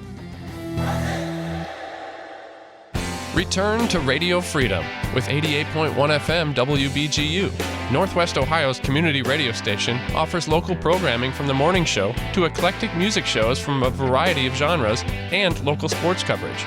So keep it locked in right here on 88.1 FM or stream us live 24/7 on bgfalconmedia.com and the TuneIn Radio app. 88.1 FM WBGU, Northwest Ohio's community radio station.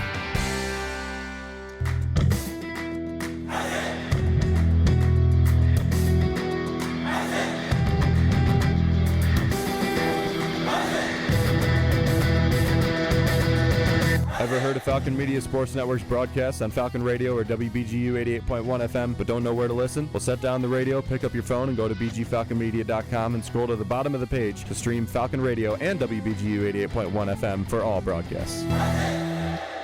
You are listening to Falcon Media Sports Network's women's basketball coverage on WBGU 88.1 FM.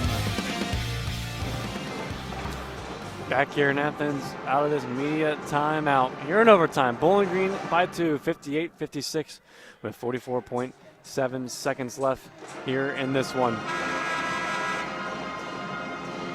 Reminder, we do have a postgame show coming up here afterwards. Bowling Green here on 88.1 FM. Dan Reinhardt, Carl Leonard in studio to recap everything. We'll also be joined by assistant coach Katie Hempfling. She'll give us her thoughts on what ended up being just a wild one. We'll see how this one turns out.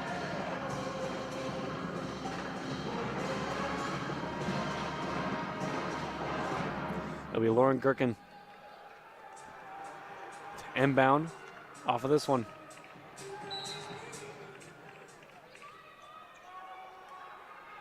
Here's Gherkin into Ellis. Ellis gets out to Donahue. Bowling trying to use as much clock as they can. Here's Gherkin. Gherkin in the Kohler. At 12 left on the shot clock. Now 10. Kohler inside. Donahue stays with it. Outside. Kiera Miller for three. Too strong. Ohio has the ball. 13 seconds left. Shot clock is off. Down by 2. Tabling on Kohler. Loose ball on the ground. And Kohler rips it away from Tabling's hands. And it's Bowling Green ball. Paige Kohler, a defensive stop to all but maybe seal this one with 4.9 seconds left. Well, she does so much on the offensive end. Defensively, she also came up big when you need her to, and that's a huge one. And now Kohler will go to the free throw line. She's also a rebound away from a double-double tonight with 13 points and 9 rebounds.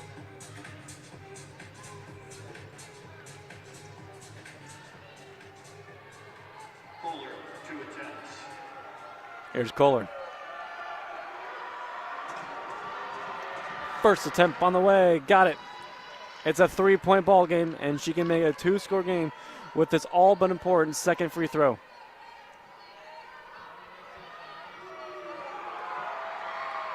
Kohler again. She's got it. 60-56. And that's the 2-score game you needed with 4.9 seconds left. Timeout taken by Ohio. It's their final timeout. It's a full timeout, and we'll take it with them with a timeout that is sponsored by Juniper Brewing Company. Finally, it's menu by visiting juniperbrew.com. 60-56, Bowling Green. 4.9 seconds left here in overtime. Don't go anywhere. You're listening to BJ's Women's Basketball here on WBGU 88.1 FM.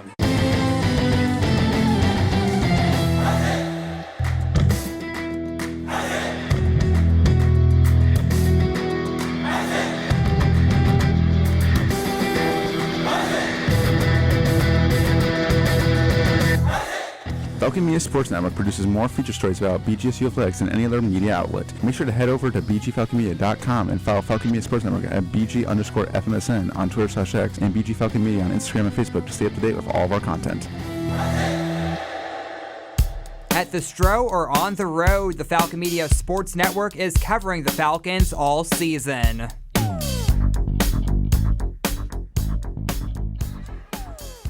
4.9 seconds left. Bowling Green by 4, 60-56. Inbound pass. Jennings put this one up on Ellis. No good, out of bounds. 2.4 seconds left. Ellis, another block.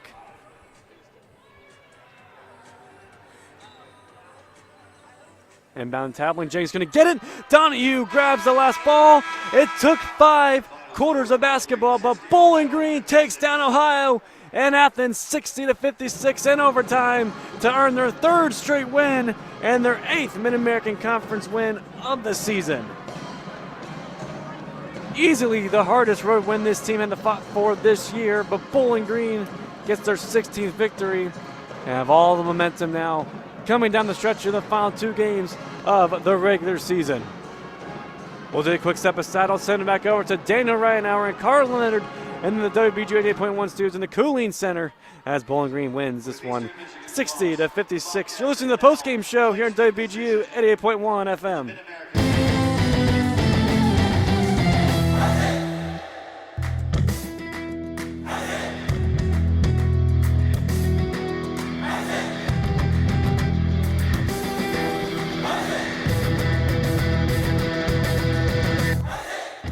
Looking for a BGSU Athletics talk radio show? Tune into the Zig Zone every Sunday at 4 p.m., where a panel of Falcon Media Sports Network members discuss the hottest BG sports topics. Only on WBGU 88.1 FM. Broadcasting from the Michael and Sarah Killeen Center on the campus of Bowling Green State University, this is WBGU 88.1 FM, your source for local news, music, and sports. Return to Radio Freedom with Northwest Ohio's community radio station. Available locally on 88.1 FM or streaming online on bgfalconmedia.com and the TuneIn Radio app. WBGU Bowling Green, Northwest Ohio's community radio station. This is a Falcon Media Sports Network studio update. And here we are, everybody, in the WBGU 88.1 FM studio. I'm Dan Ridenauer, joined with Carter Leonard, and here we go. Wow, what a game that was, Carter. Yeah, definitely. I think Lucas really put it the way that everybody's saying it right now. Truly the most difficult road victory that this Falcons team had to go throughout this entire regular season, at least up until this point. But when you're battle tested like that late in the going, like, it really goes to show, you know, who could definitely come away with it at the end, you know, who's going to handle this the way that they need to, and Bowling Green was able to come out on top with it. It got a little bit hairy in the 4th quarter, obviously. You know, it looked like Bowling Green, when it was 52-50, was going to have a chance to end it in a close one with 1.6 seconds left, but Ohio just kept storming back and even regained the lead at one point in the 4th quarter. But Bowling Green, like Lucas said, it took 5 quarters, but they get a huge road win in Athens. They sure do. It really just, you got to realize kind of what went into it.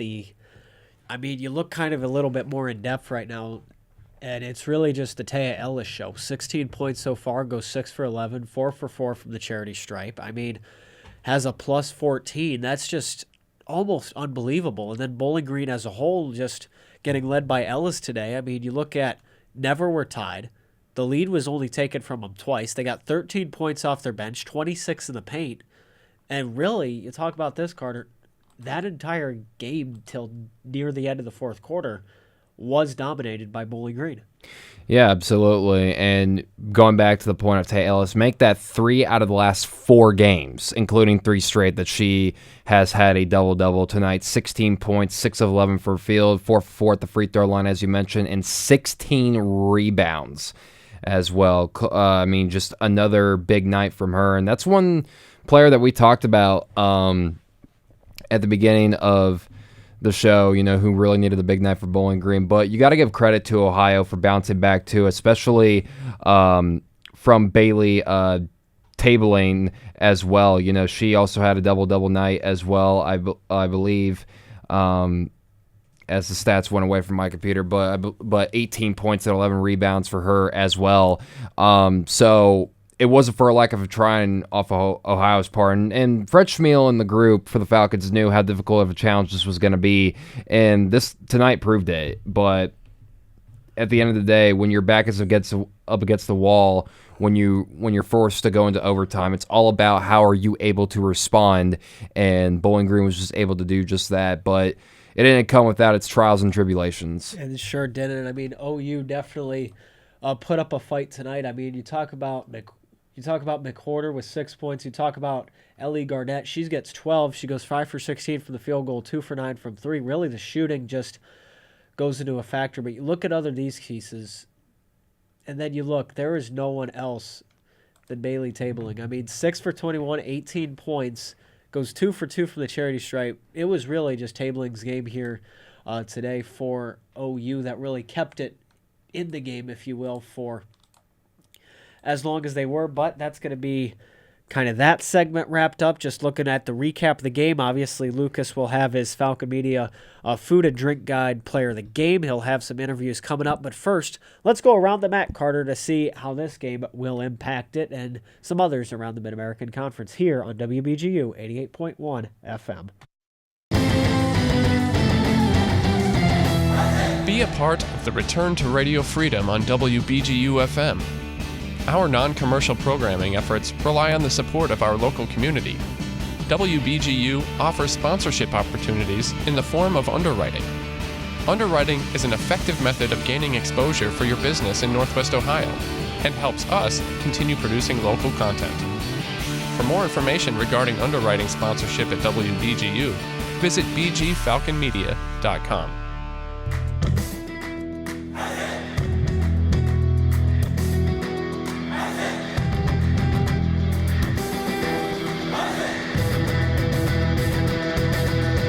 Ever heard of Falcon Media Sports Network's broadcast on Falcon Radio or WBGU 88.1 FM but don't know where to listen? Well, set down the radio, pick up your phone, and go to bgfalconmedia.com and scroll to the bottom of the page to stream Falcon Radio and WBGU 88.1 FM for all broadcasts.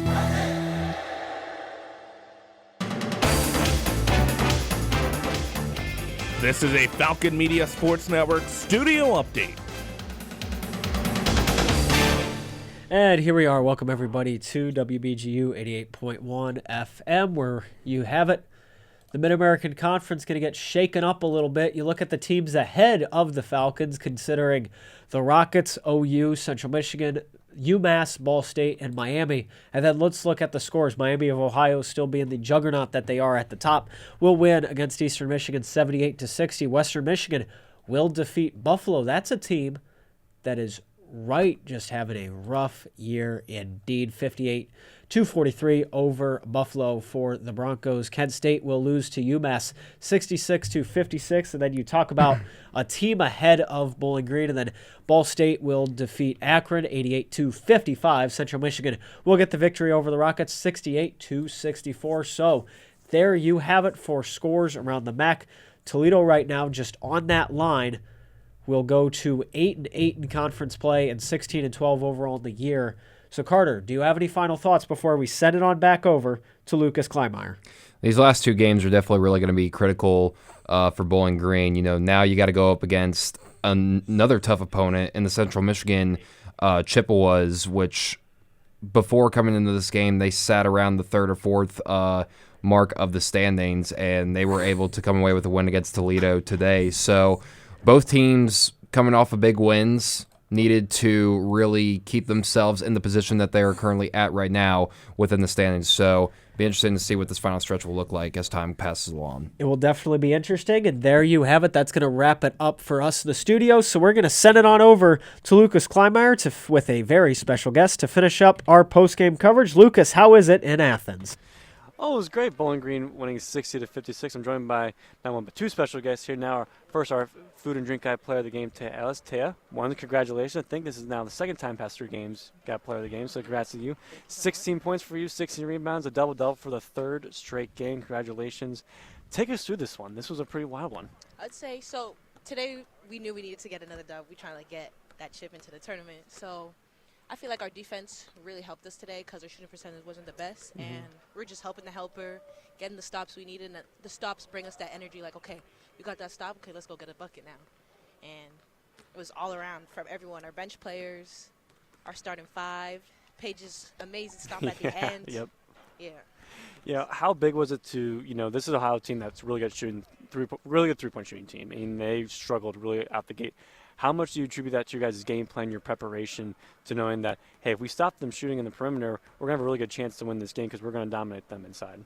Yeah, so our game plan was to really just make them put it on the floor, run them off the line because they're great shooters. Can't take that away from them. So, and this is their home court, so we knew they would have a home court advantage. So we're like, all right, we got to stop something so that we can get our part in.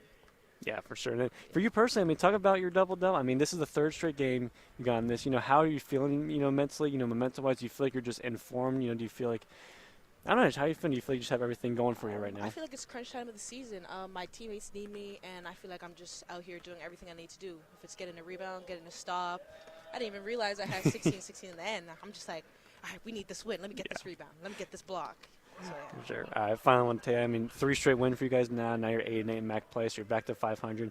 One last home road game, Central Michigan coming up at NIU. How big is it to just honestly close out the season with not only a win against a good Central Michigan team, but NIU, they get 5 straight wins heading into Cleveland?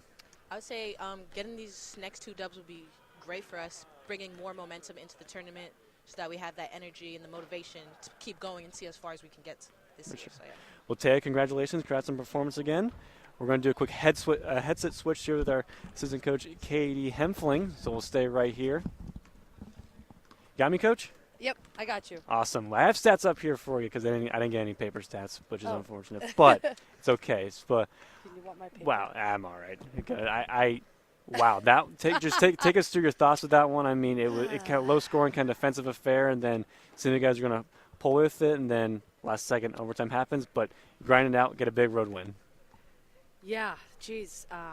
First off, I just want to say how proud I am of our grit.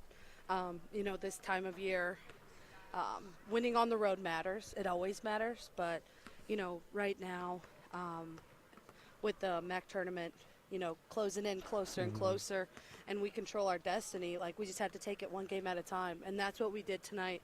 And, yeah, might not have been pretty, but a win's a win. Yeah. And so I'm so proud of them. Heading into overtime, Ohio had probably all of the momentum, maybe 98%. But I think what really showed for us was how gritty we were, and our perseverance and our resilience was how we responded. They went up 4 real quick in overtime. Yeah. We could have folded, and we didn't. Mm-hmm. I think we grew tonight. Along with our win, which was huge. Paige stepped up for us. Well, Taya's 2 free throws. Yep. Those are huge. And, their band screaming in her face, and, she still knocks them down. Yep. But I think that's the type of game Taya had tonight. But but then Paige's stop, you know. She's guarding an all-conference player. So having her be able to get a stop in crunch time when we really needed it and we could depend on her was definitely one of the highlights of the game. Yeah, for sure. I think coming this way, you knew Ohio was a really good three-point shooting team. They have a lot of players that are a threat from around the perimeter, and they came out kind of struggling to start shooting the ball. How much of that do you kind of attribute to the game plan? Obviously, you had the scout for us in this game, knowing that, hey, if we can limit them shooting beyond the arc and battle them inside, we're gonna have a really good chance of coming away with the win tonight. Yeah, they averaged 10 threes from every single game, 10 makes. Yep. Every game in MAC play. So, holding them to 8, but they still got off 40. That's still too many, as the scout coach. But, we contested them more frequently in this game than we did the first game. Yeah. When we played them at home, I think they got a lot more open looks. Whereas tonight, I think they were they still had a few open looks, but I think most of them were contested, which I think was a big step for us playing here. Yeah. Well, can you talk about Taya? Just 16 points, 16 rebounds. This is her third straight game with a double-double.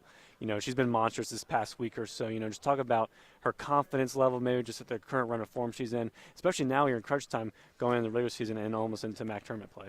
Yeah, she just needs to stick with it, and I think, we saw that tonight. We knew there was a mismatch inside, and she really took advantage. And I think that's what she has to do and continue to do moving forward is, when there is a matchup, take advantage of it, be big, don't ever get small. And rebounds like that, she's so athletic. She she just goes up, grabs a rebound. Yeah, She's yeah. just up in the air, which is so awesome for us.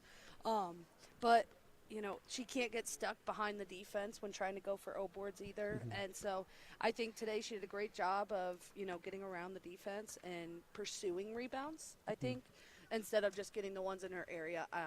And so we just need that moving forward. I think she stepped up obviously big tonight. And we just need to keep it consistent now from here on out. Yeah. Final one for you, Coach. Obviously, a huge road win, probably the best road win this season. Got 2 regular season games left at Central Michigan, NIU. 3 straight wins for you guys now. 8-8 in MAC play. How big is it to close out the rest of the season? 2 wins heading into the conference play with all the momentum on your side. I think it'd be huge, but like I said earlier, it's one game at a time. So, obviously we're going to be happy about this win, get some ice cream hopefully on the way home if nothing's closed. Yep.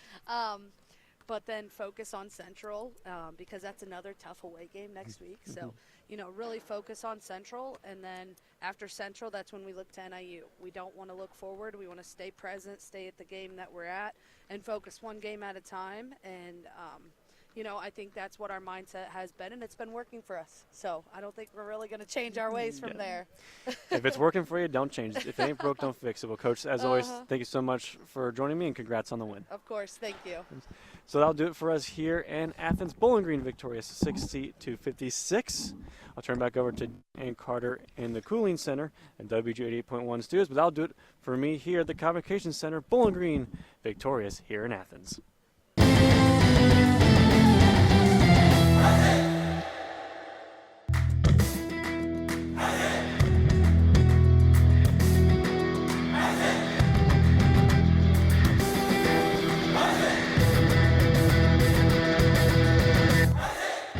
Looking for a BGSU Athletics talk radio show? Tune into the Zig Zone every Sunday at 4 p.m., where a panel of Falcon Media Sports Network members discuss the hottest BG sports topics. Only on WBGU 88.1 FM.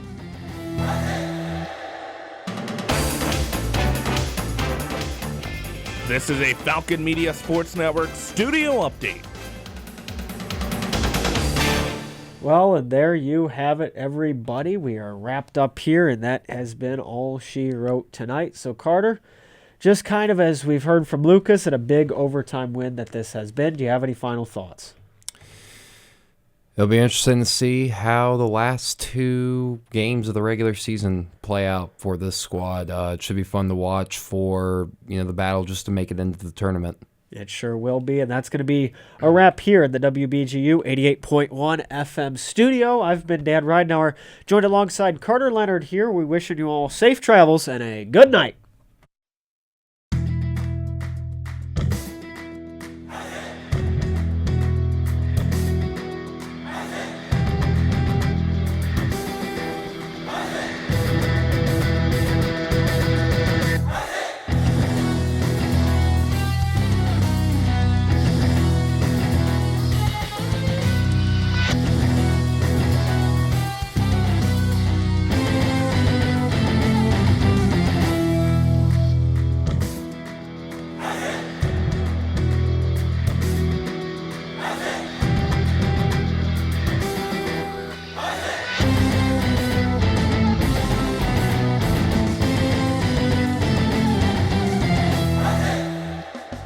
WBGU 88.1 FM, community radio for Northwest Ohio.